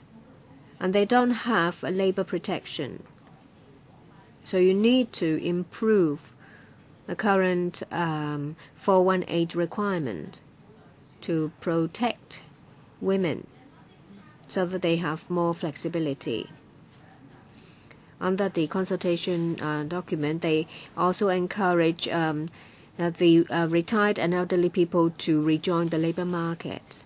And we've always said that age discrimination is a serious matter. It's been in place for many years, but the administration turned a blind eye.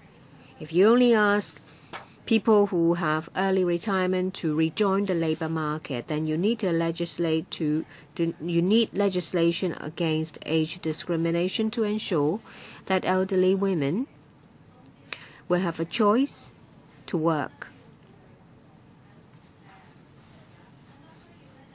We don't just need a childcare service. We need elderly care service as well. We need more resources and to improve the work condition for this trade and to make sure that there is reasonable remuneration. I know that you have a written submission. Would you please give it to us? We have on a very tight schedule. Next is the Lion Rock Institute. Ms. Denford. Institute believes that to say that women need to be encouraged back into the workforce, quite frankly, is insulting. Thank you, Lady. To say that women's participation in the workforce needs to be bolstered to increase society's productivity is a lie. GNP, or the female labour force participation rate, are simply statistics. They only have the value which we want to attach to them. Something which is not caught by these statistics, not accounted for in GNP, is the value added by a homemaker providing a loving and supportive environment as her child grows, should this be her choice. And that is just it. This is a choice. Who are you to say that she has made the wrong choice choosing to be a homemaker rather than a member of the counted labour force? We reject the entire premise of the government's inquiry, which is that Hong Kong women were somehow forced to become homemakers, and the insulting belief that they need an artificial push to get back into the workforce. Firstly, this implies that homemakers contribute nothing to society.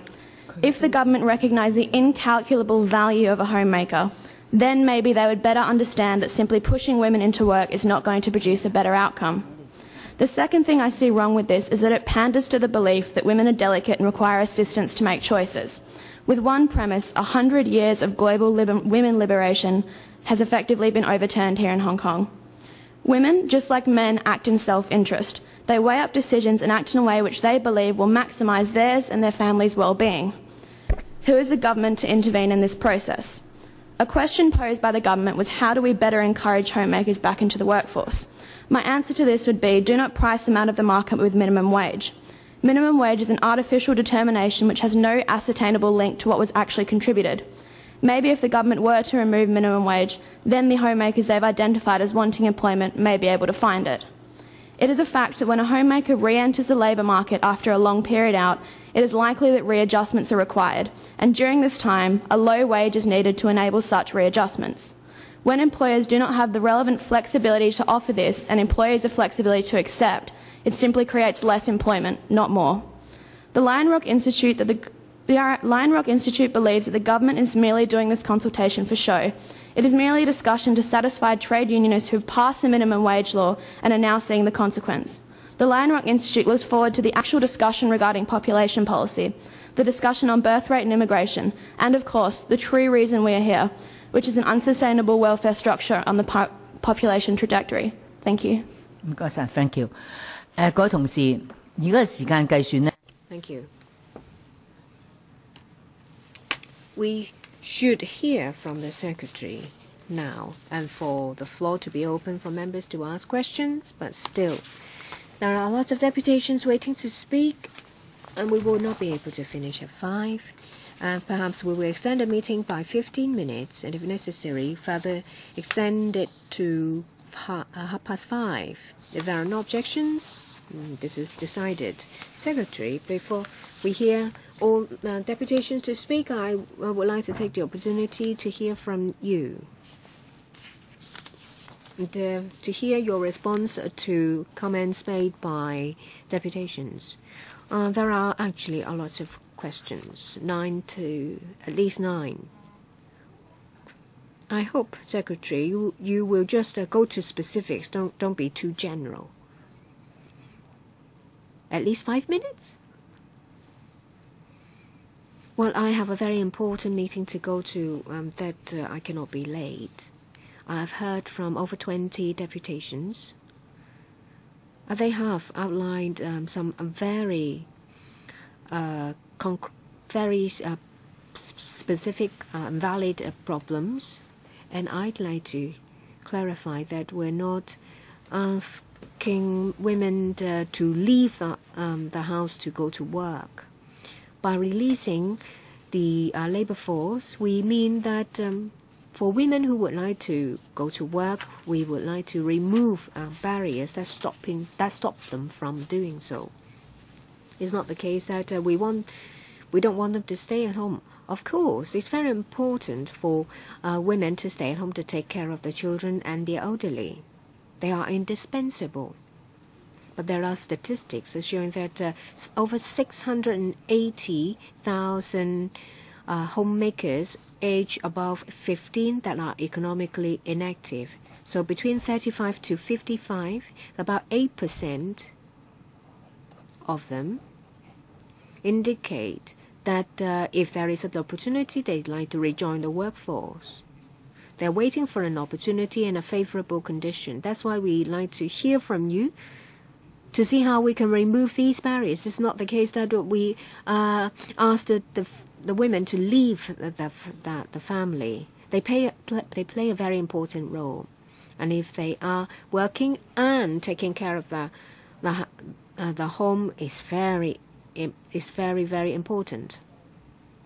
We're just trying to give them some supporting facilities to make it easier for them to join the labour market. Deputations mentioned about family-friendly employment policies, paternity leave, 418.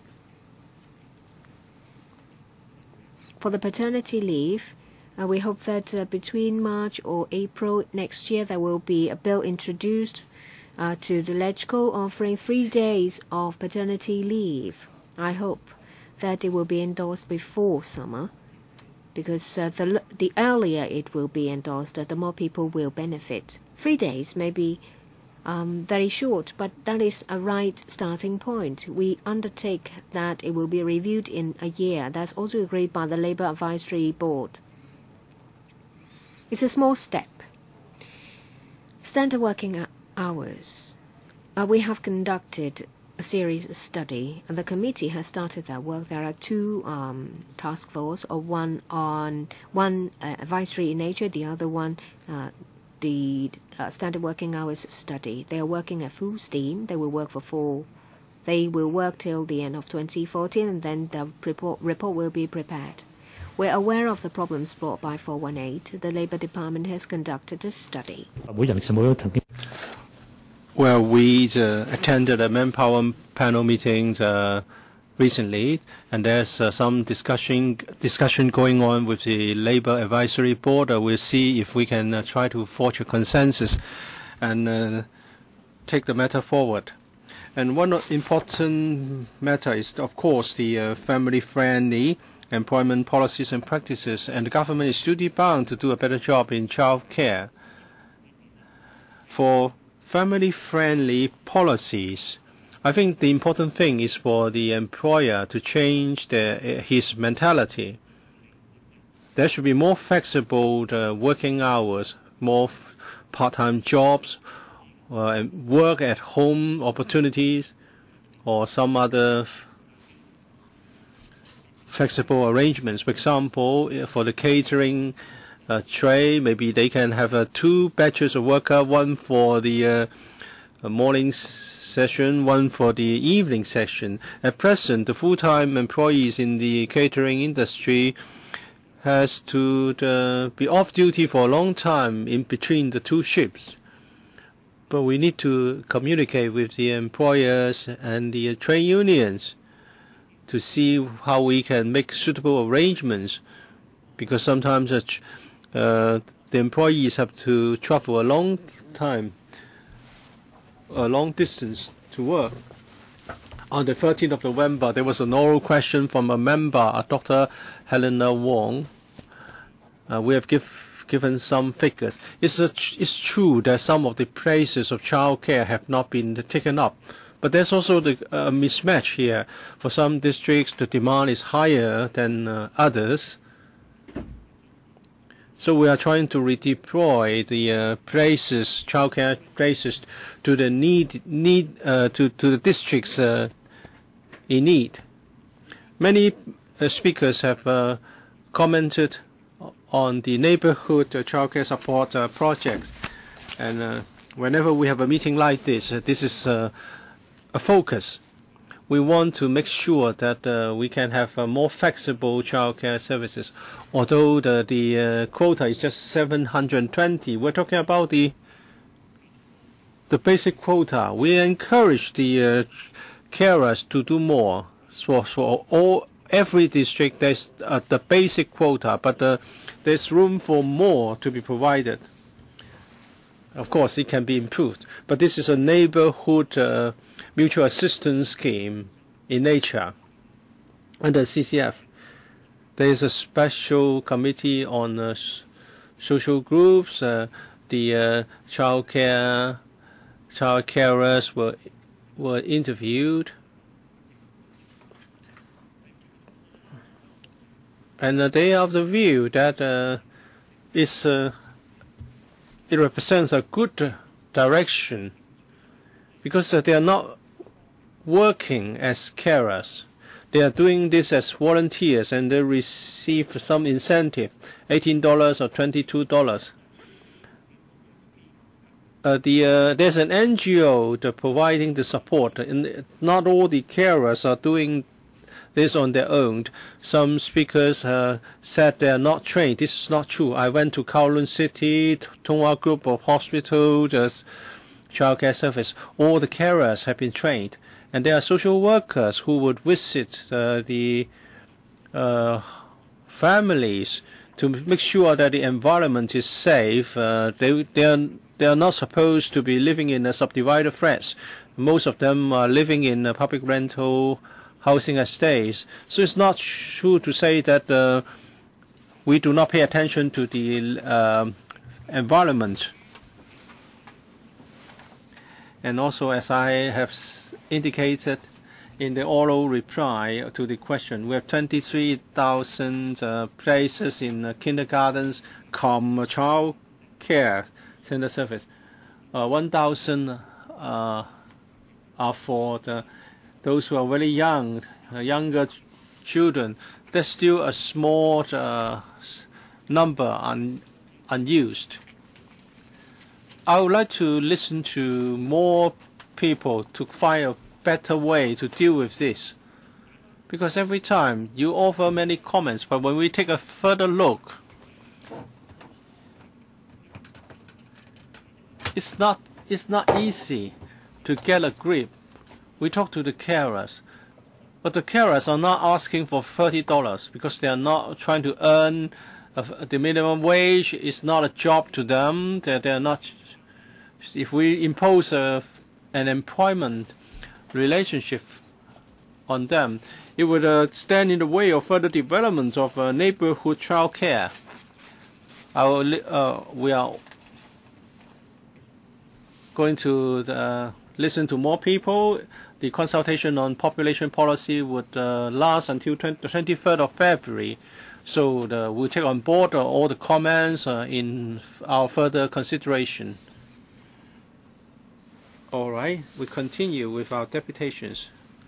Mr. Gong Kinseng from the Tin Shui Wai Community Development Alliance. So I'm grateful for the opportunity to respond to the Secretary after he has spoken. Regarding the Neighborhood Support Childcare Project, well, today we're talking about mainly childcare and economic development. So unless the government provide full subsidy to NGOs to provide childcare services, or you turn childcare into a proper job, you're asking NGOs, you tell the NGOs that this is the basic quota, you can provide more. But it means that the NGO will have to shoulder more administrative costs without anything from the government, without any subsidy from the government. So the NGO has to consider the affordability. If you talk about mutual aid in the community, in the neighborhood, first of all, the client and the help provider must establish a relationship first. That's not done in the neighborhood support childcare project. That's why many women are worried about the service quality of these carers. That's why they want to make this a professional childcare to ensure quality assurance. It's not, and that's not the same as a volunteer service whereby the volunteer helps you when she has time and she doesn't help you when she doesn't have time. We must have proper child care with the assistance of the government. If this is left to the market, only middle class women will benefit. If it's a neighborhood child care, and if you earn $30, you have to pay $18 to $22. How can you afford this? When I go to work, I earn $30, and I have to pay for transport. So it's a backward system. Okay, let's suppose that you can release these women into the labor market. Do you have sufficient jobs for that? In the Economic Development Committee, the CEO talk about developing the logistics, the shipping, and other major industries. None of those would benefit women. I think you should talk to the Environment Bureau to see if we can develop the recycling industries. If we learn something from Taiwan, the recycling industries can provide many grassrooters with jobs. And now, even though there are enthusiastic people, they don't have any policies to support them. There is no land to support the development. So I earnestly hope that the Secretary can talk to other directors of Bureau to see how we can develop our recycling industries. Don't dump all our waste into landfills. Thank you. Labor Department, Ms. Judy Ng. Madam Chair, members, Secretary, good afternoon. Many deputations cried when they spoke.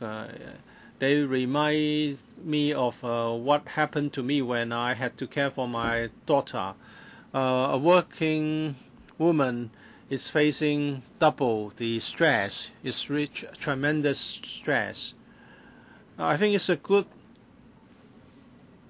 practice to promote paternity leave. And now the Secretary wants to introduce a bill to do this, and it's just only for 3 days. Well, we can also squeeze 3 days of leave to help our spouse. We don't need to get a bill first. So after so much work, you're just getting 3 days of paternity leave for people. Well, it's humiliating. So child care is a lot of hard effort, and you only give them 3 days of paternity. And also the law of prohibiting leaving her home alone children, it set the dividing line at age of 16. Well, I can afford to hire domestic helpers, but when I change and get a new domestic helper during the transition period, well, it's really a lot of stress.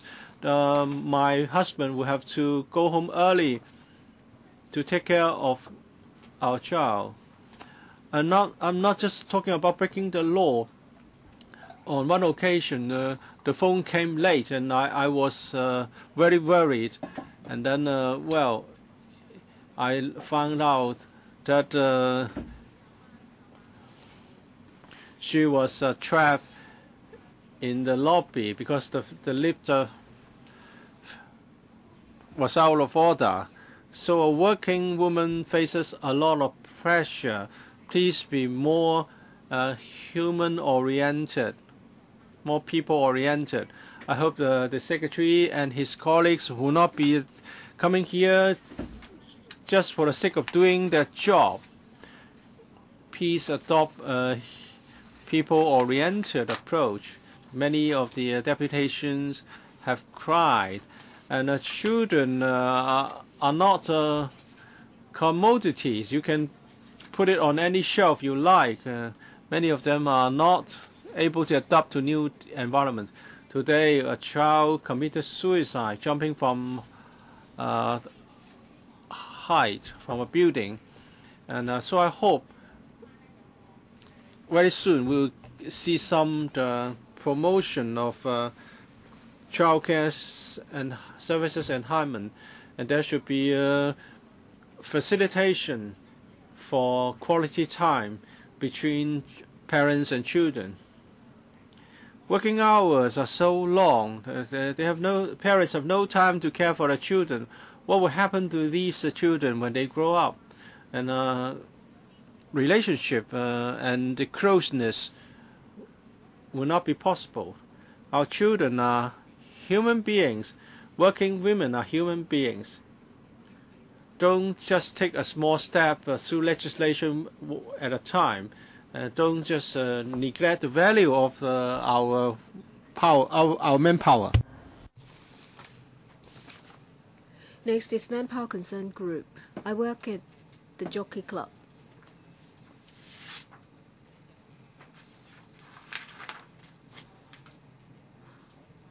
Well, at night, we only have nowadays 1/3 of the strength we used to have.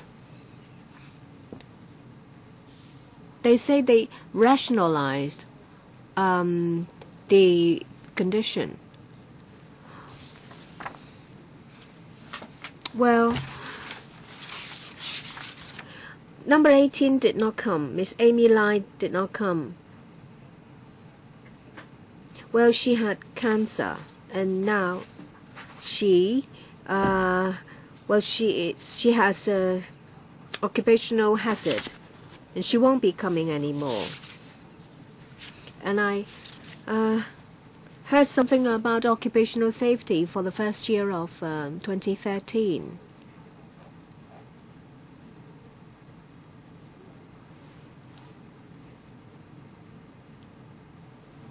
Jockey Club employed women. They are very hard-working. They lost track of time.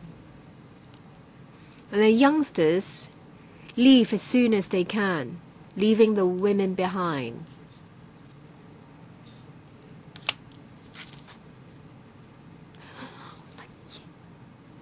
For those working on telebed, if you have to call an ambulance, you have to sign a slip. As soon as you leave the door, then they treat it as you're not working.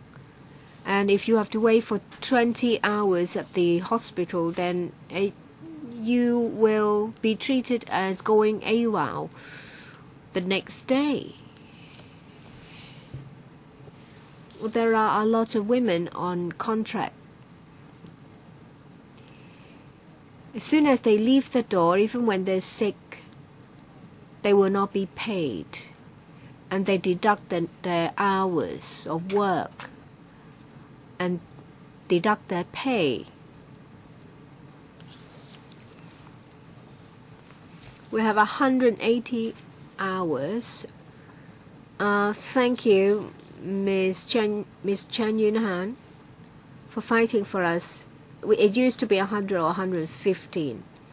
Every 100 hours, there is a deduction of 4 to 7 hours. When we take vacation leave, we lose out. Secretary, please do something about this.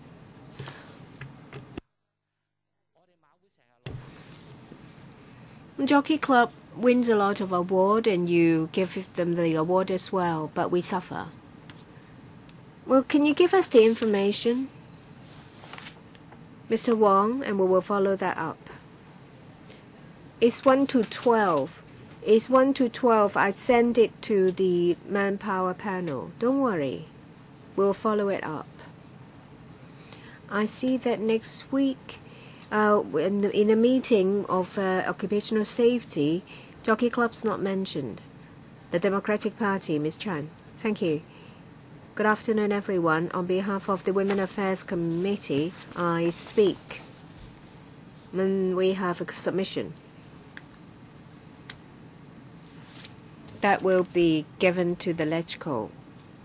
There are 3 points in our submission. We ask for the carer subsidy to be increased. We ask for diversified childcare service. 3, improvement of the family-friendly employment policy. About the carer subsidy, yesterday you might have heard from the Secretary that he was thinking about something, and it may be mentioned in the coming policy address. In overseas countries, there are some child benefits with little restrictions. Of course, we respect women who choose to stay at home.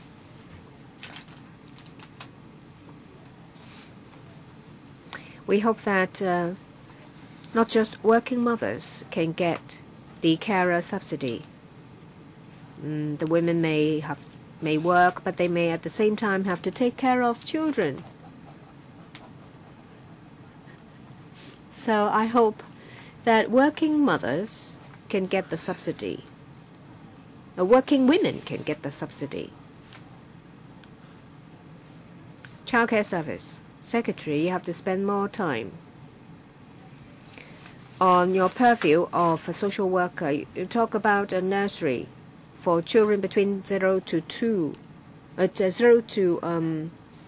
6 years old. Well, you said there are available places. How come there is a long waiting list?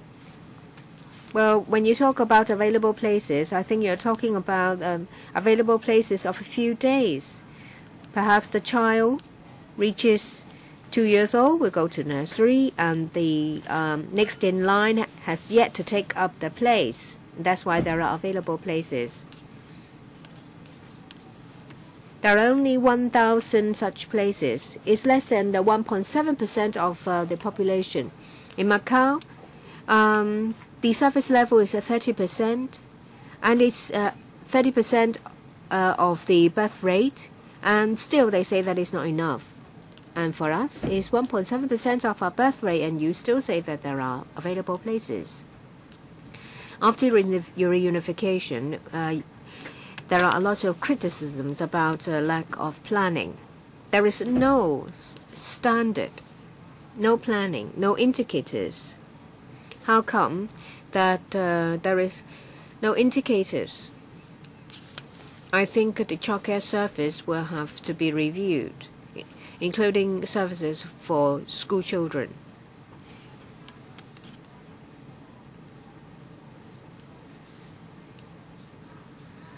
You should underwrite all the services required by people who cannot find available places. There are 6 members. We don't have enough time. The Secretary will leave soon. But I want to tell the Secretary that I don't know whether the officials left behind will be able to take up where you've left off. We won't have enough time, and there are still some things that I have to deal with.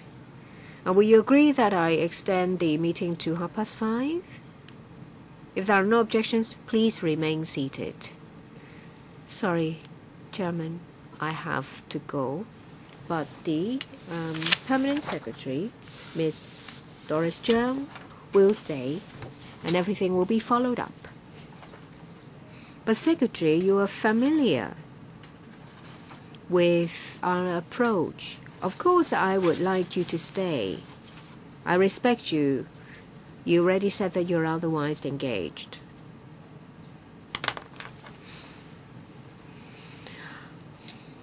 We fixed this joint meeting quite urgently because this is an important matter. There are a lot of views given. I agree with one of the deputations. We've been talking about this for over 3 decades. So we have to seize the opportunity to look into it. Anyway, I respect you, Secretary. If necessary, we can follow this up in the Welfare Services panel. We are willing to follow this up. There are 6 members. And our meeting will end at 5:30. First, Dr. Helena Wong. I find it regrettable the Secretary will leave now. I have a question for him. For subsidized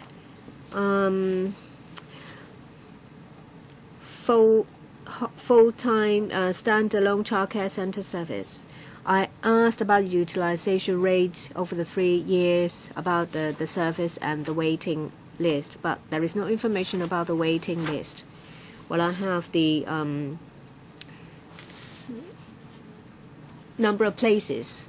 When it comes to the standalone childcare service center, the number of places remain at 690 for the entire territories. And for a lot of districts, the utilization rate is 100%. For those subsidized standalone childcare center service, in the coming year, will the Secretary increase the number of subsidized standalone childcare center service?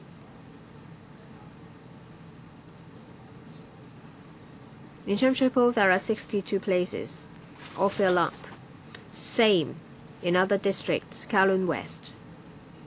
And you refuse to increase the number of places. How can you ask women to come to work, to go to work?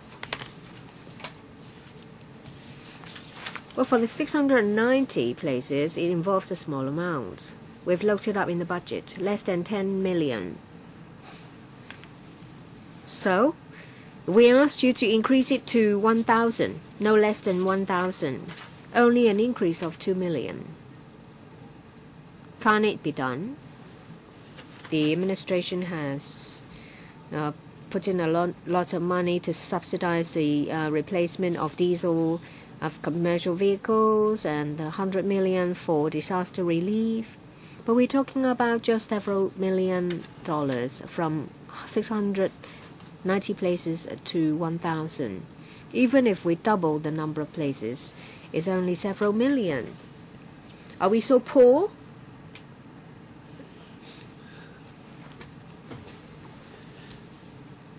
Well, the Secretary said that for neighborhood nanny, it's a hobby. What is he talking about? Yes, for some people, it's it's out of interest, but for others, they're trying to make a living.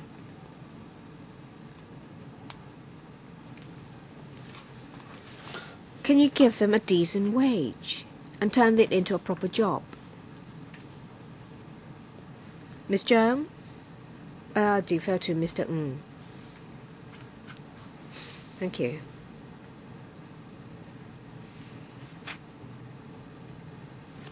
$690 places. They are the subsidized whole day places under the SWD.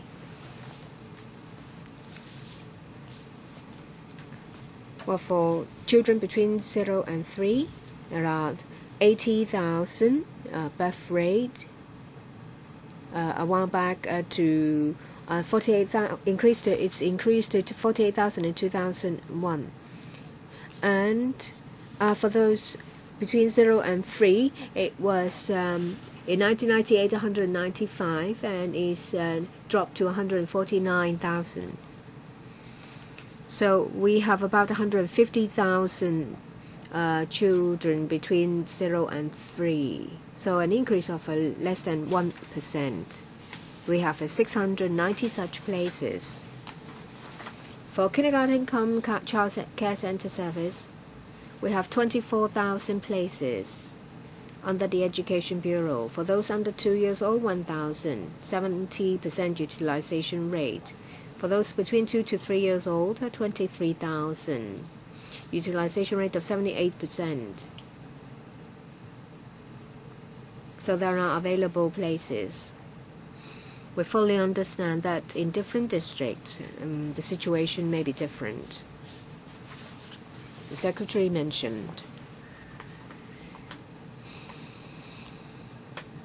that there is a working group under the Commission on Poverty that is reviewing the entire service. Well, I think the most important question is whether the number of places will increase.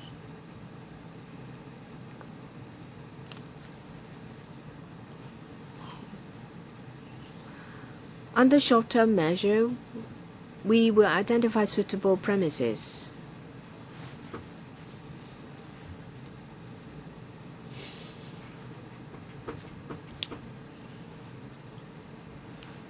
To increase the number of places under the long run, we will take into account the demographic changes, the needs of different districts, and their income. It takes time. We said that in the short term, the number of places will increase in individual districts. Please give us a table. Next, Mr. Koi Kung.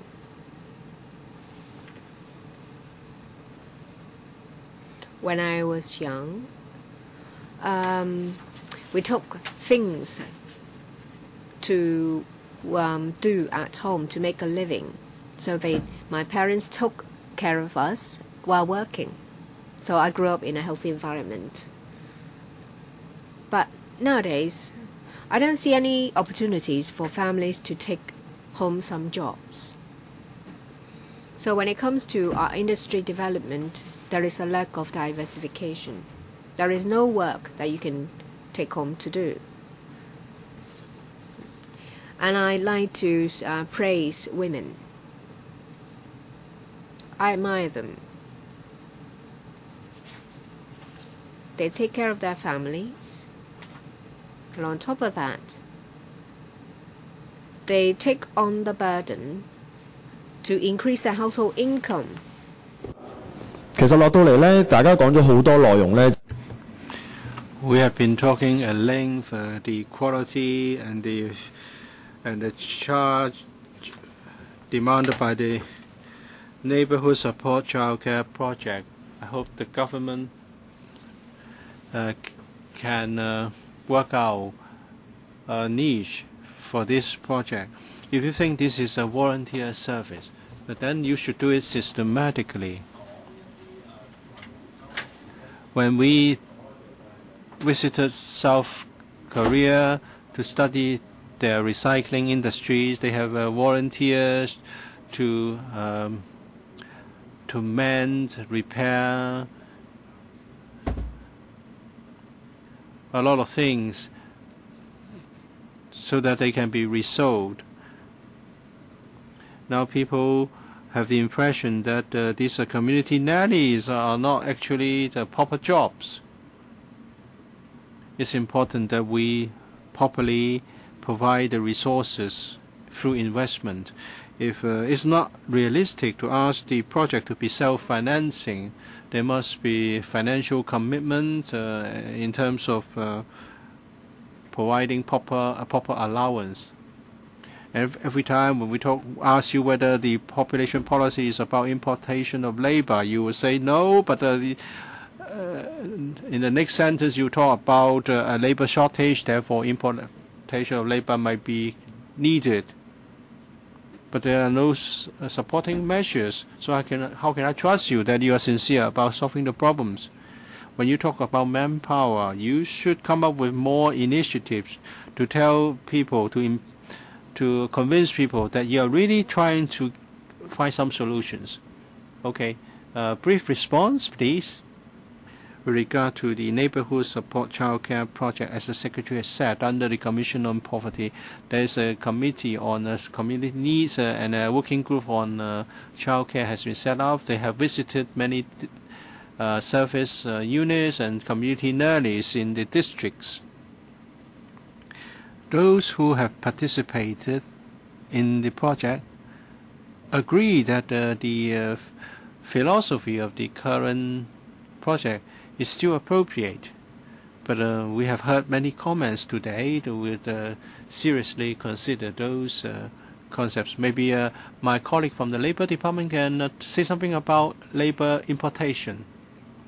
Well, decades ago, you can assemble plastic flowers at home, but now we use IT extensively.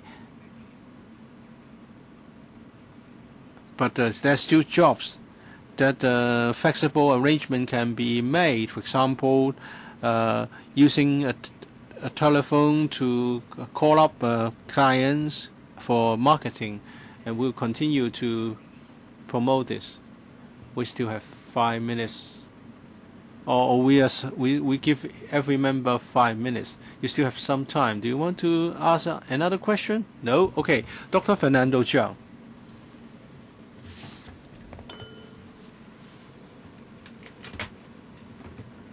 Women employment as a problem inform us that there are problems with the population policy, and there are problems with other policies, standard working hours, lack of legislation on age discrimination, and so on and so forth, and services are grossly inadequate. But I would like to focus on this 4118 rule. We're not talking about further protection. We want to this draconian standard cancel. It's in the employment ordinance. A continuous employment contract means for 4 weeks you have to work at least 18 hours a week in order to get protection under the labor law. For example, leave, severance pay, long service payment, and so on and so forth. According to the paper given to us at the end of July, we have 148,300 people who are unprotected. And that is that they do not comply with the 4118 rule, or so close to 150,000 people belong to this category. How many of these people are women? I put this question to the Labour Department. Ms. Zhang? Mr. Ng. Thank you, Dr. Zhang, for the question. I want to clarify a point. As set out in the paper, 148,300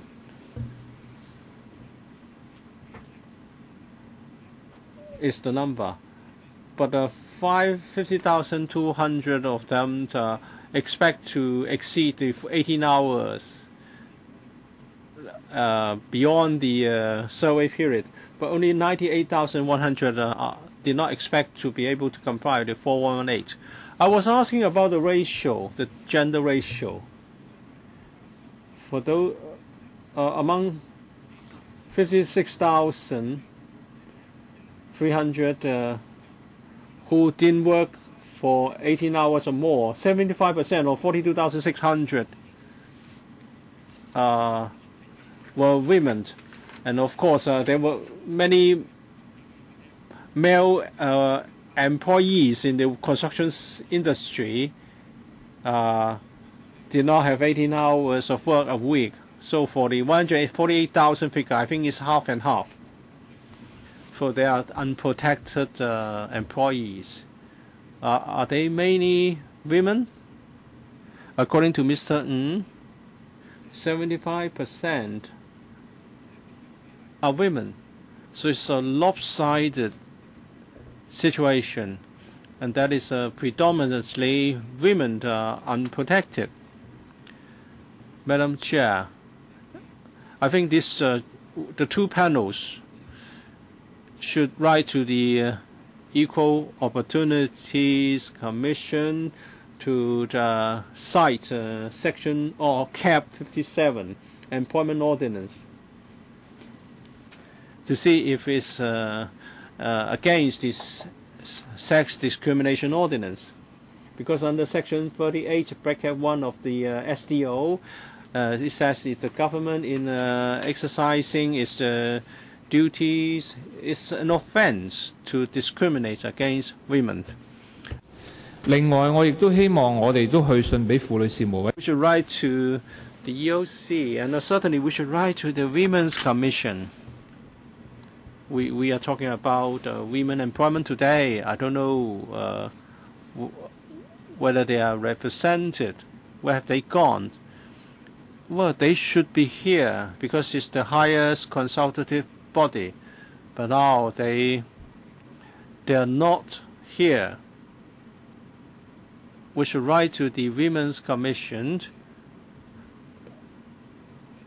to seek their view on the 4118 rule and to ask them whether they think this is discrimination against women.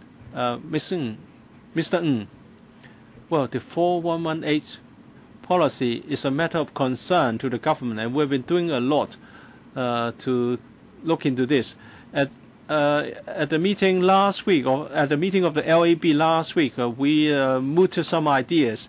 The employers' representative and the employees' representatives are taking them back to consider.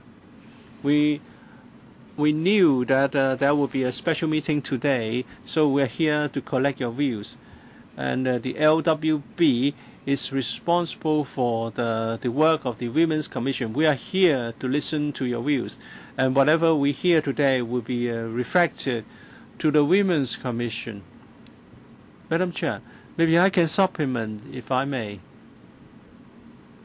My purview that includes the Secretariat of the Women's Commission, so I would like to report to members that the consultation document on population policy has been made a subject of discussion in the Women's Commission. They are drafting, actually the Commission is drafting a position paper to the CS office.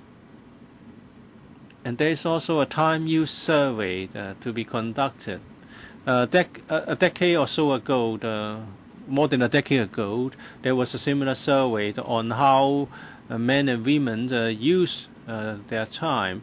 And since now we are very concerned about women employment, in this time use survey, so we are going to incorporate some questions to ask women about the situation they were in when they decided to join or leave the job market.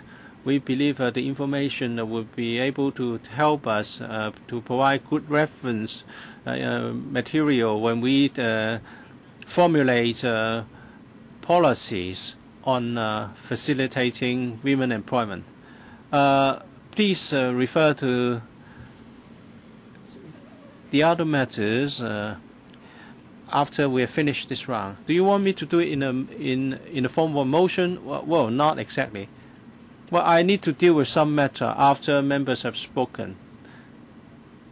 Perhaps we have to save time. So maybe from now on, it's a 4-minute rounds.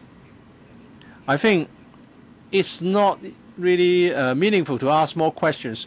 There's so many commissions, so many studies and surveys, and they are not going to get different results vis-a-vis those found a decade ago.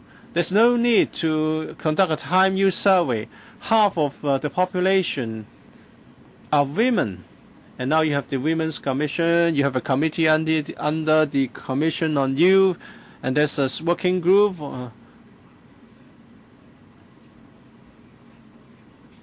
But however much they discuss, we don't see any change. We have mentioned the same issues for so many years. The deputations, the women's organizations have been talking about these things for so many years. Well, and things have never changed as a result. Madam Chair, I think the government is just trying to use those committees, commissions as their shoe. You can't tell us even how many more places can be provided for child care. All right? Let's simplify the matter. Two things.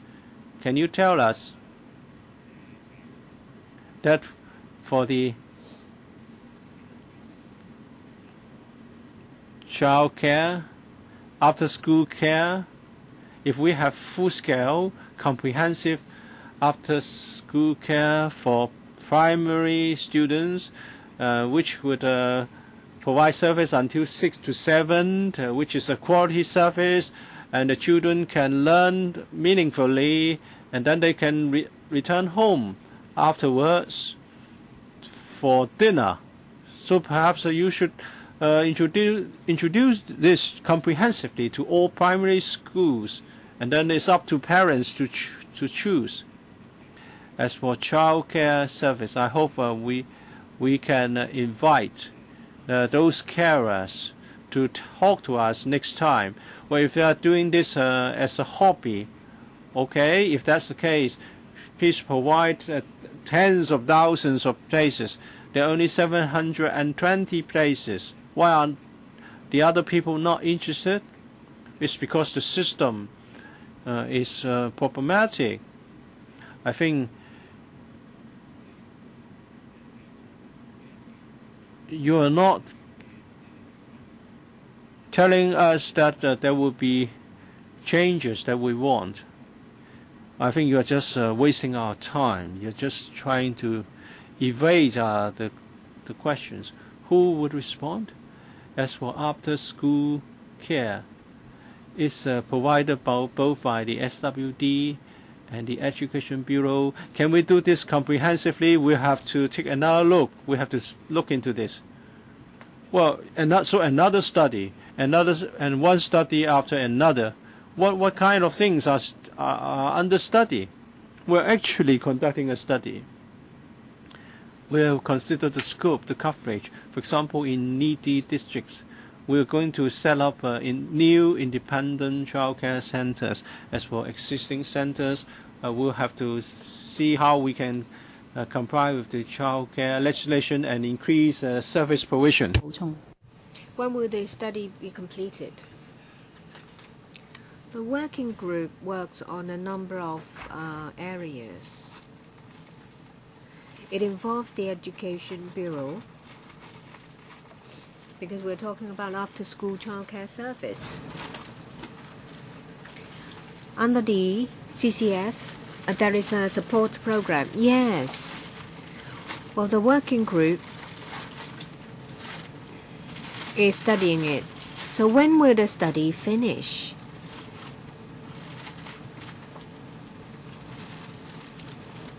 In due course, the working group will arrive at the decision, so there is no timetable. Childcare service covers a wide spectrum. Apart from the SWD, it involves the Education Bureau and special needs groups. The neighborhood support childcare projects.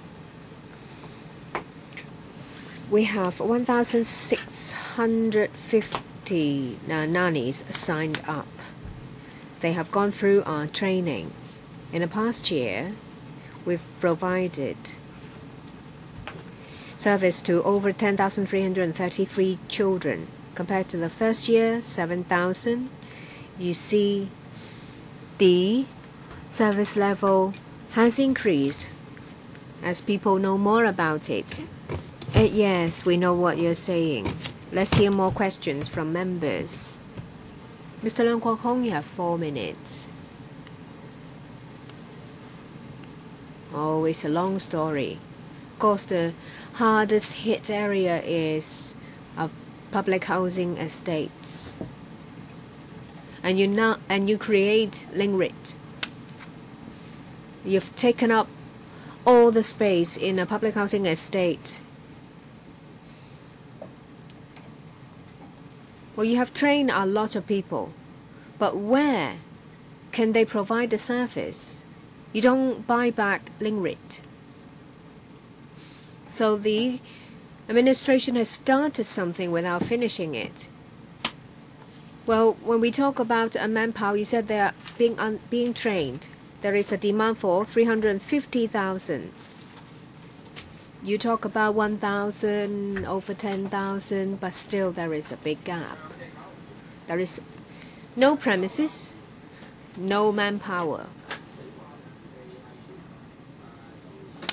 You say that they love doing it. Okay, how many of them? Apart from those who love doing it,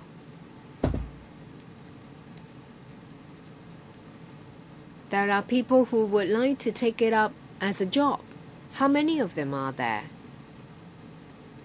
You don't have the information.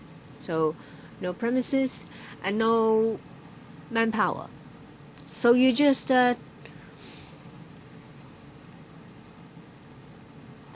giving a lot of hot air.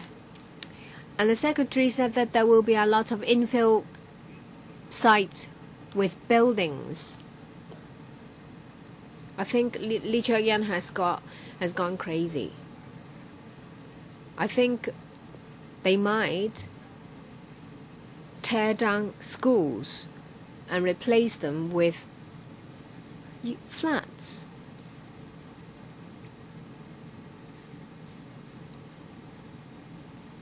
There is no premises, there is no manpower,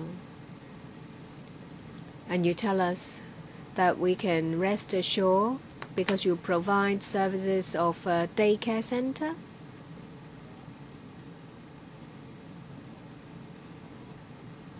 The chief executive's wrong. Well, Matthew Jones gone.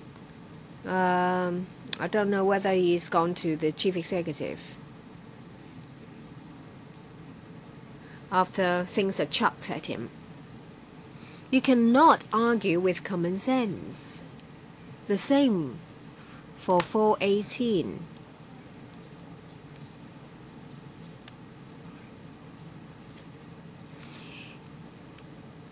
Unless there is a demand, you create demand for certain industry, then there will always be 418. Say, for example, leftover food. Before I was a legislator, when I was writing in columns, it was year 2000. I wrote in the Oriental Daily. Back then, it was towards the end of CH Tong, and now it's 2013. It's the beginning of CY Leung's era. It's not the case that we don't allow you to promote green in the green industry. You don't do it. Our landfills are close to being used up, and you talk about bargains. There are no supporting facilities. Well, we have to finish at 5:30. There is still me, Poon Siu Ping, and Tan Ka Bill. 3 minutes each. Mr. Poon. Thank you. A lot of deputations have spoken about difficulties, barriers. Well, most of them talk about childcare service. Secretary said that there are still available places. It's only a mismatch. I hope something can be done. And just now, the Commissioner of Labour, the Secretary, talked about family-friendly employment policies. They are one of the advocates of such policies. The Secretary said that it involves the change of mindset of employers. Say, for example, the catering industry. It's difficult to get a tiger to become a herbivore. Well, there has been publicity campaigns for a number of years. What is its effectiveness? What about indicators? Are there any? So that we can monitor the effectiveness of your measures? Mr. Ng, In the past 5 to 6 years, there are different departments promoting family-friendly employment policies. They include Family Council and the Social and the Home Affairs Bureau on top of us. We find that there are more companies putting in place paternity leave and family leave. In the past few years, the CSS, the Hong Kong CSS, and the Family Council participated as well. For the tripartite group for the 9 industry and also for the 18 Human Resources Manager Committee, they're willing to put in more resources to retain manpower with family-friendly employment policies. So the response is positive. The Secretary talked about the change of mindset. How can you do it? Well, you say that there are 100 organizations being awarded prizes. So what can actually be done under the mechanism? I don't know how, well, what statistics or figures can you give us, Mr. Ng? After the award ceremony, there will be publicity campaign on newspapers and magazines about the good practice of these organizations, and there is goodwill, and that is valuable when it comes to doing business and retaining manpower. Starting with the civil service, there is paternity leave. We're taking it one at a time. Mr. Tan Ka Biu, I have 2 questions. The 418. It's gone to the Labour Advisory Board. It will come to the Manpower panel. Well, I heard for the old proposal is 416. That is unacceptable because there is an obvious loophole for employers to exploit. I'm looking forward to your new proposal. What is it, Mr. Ng? Mr. Tang, there is still no consensus in the LAB. They have the same goal and they're trying to reach it. Well, they are studying whether 416 is feasible. And for the 4 weeks, we've heard from the labor sector that perhaps if there is some flexibility if 1 out of 4 weeks is under 18 hours.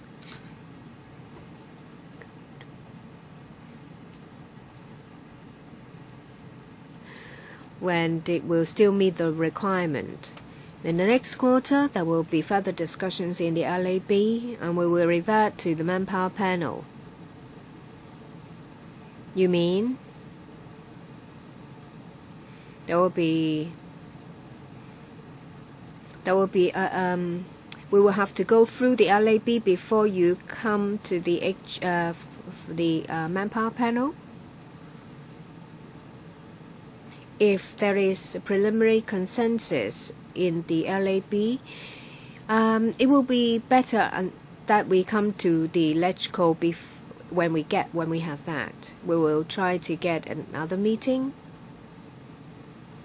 and have further discussions of the views collected in the LAB. Hopefully, something concrete will come up. We see that with 418, a lot of employees don't get labor protection, especially women. Say, for example, part-time domestic workers, telephone operators. So women bear the brunt of it. I hope you will deal with this unfair obstacle as soon as possible. We've heard you, and we will have a discussion at the LAB as soon as possible. Well, I thank all deputations who have attended.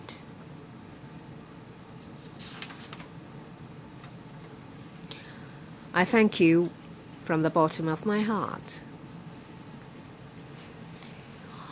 Women is mentioned in the population policy, so it brings a fresh round of discussion, and there are a lot of comments made. That's why I thought that the LegCo should deal with it.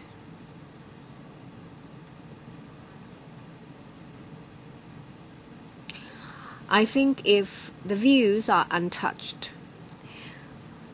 we will find it unacceptable. There should be a subcommittee under Manpower, another one under social welfare, but all the slots are taken. We have retirement protection, and there is another one for domestic violence in July. We can get in line, but I think it will be difficult for us to have one before the end of this legislative session. I'd like to say to you that I will give you the undertaking.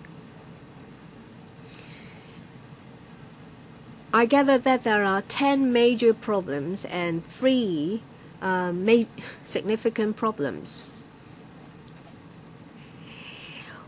Well, Mr. Ng said that we will take it one at a time, but that is not the place. That is not the way.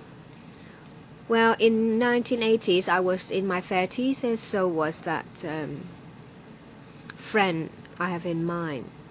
Now, she is a granny. She has a doctorate degree, and she may have to give up her career to take care of her grandchild. I find it sad.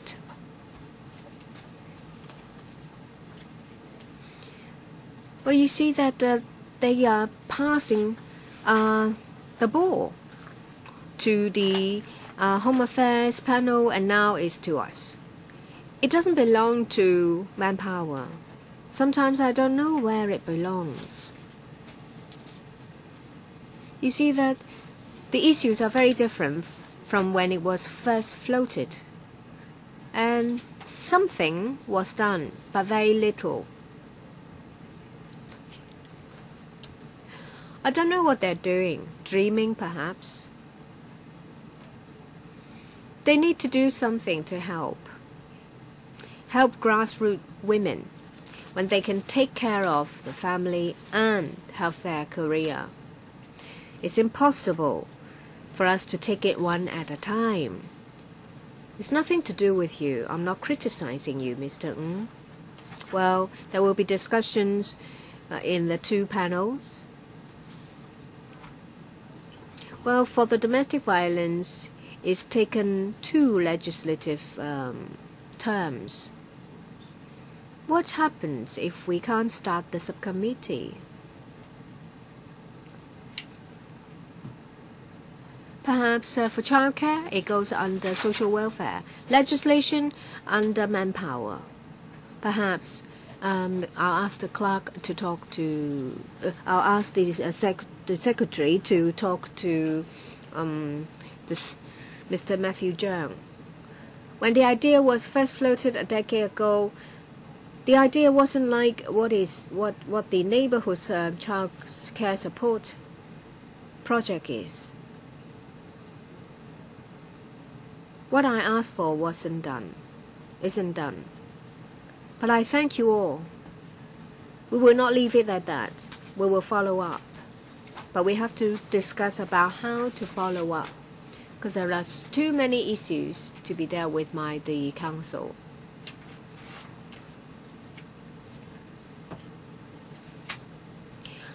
The administration attaches little importance on this, and they try to sweep the problems faced by women under the carpet.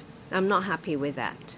But problem is how to go forward. Li Chuyan. Well, actually, in the past, we have written to the administration a lot, to the Equal Opportunities Commission. Let's see what it is like when York Chow is as the chairman. In the UK, they're talking about 4116, and let's see how it goes. but it was cancelled. So let's see how it proceeds. Well, if there is no subcommittee, we will deal with our respective area. When it comes to childcare service, well, I don't know what the working group is doing. Hopefully, in January next year, we have another meeting. We ask the working group to come to us to tell us about progress. We have to have a dialogue with their working group. Of course, in the end, it's for the social welfare panel to have a discussion. But at least we should set aside a slot to get to know about what studies they're doing and what are the results. And then we'll see whether there is any hope. You mentioned that granny. I'm afraid that things will still not be improved when her great-grandchild is born. Trade unions have been doing some research. We have found something good from Finland. After the introduction of some women-friendly policies, the labor participation rate has gone up from 48% to 70%. And they're not doing this as a matter of increasing the workforce. They have laws that allow people to work half-time because women would like to have a job and also take care of their children. So we must do something to help them. This morning we decided at the Welfare Services Panel that we are going to add one more agenda item. Well, I will talk to the Deputy Chairman to see if we can have a special meeting. Maybe we can ask our Secretariat to take out all the relevant papers on child care services. I think it boils down to the need to get services improved by the government. Once again, I would like to thank the deputations, and we're not going to leave things at that. The two panels will take follow-up action. I will talk to the chairman on the side of Welfare Services Panel. All right. Anyway, thank you.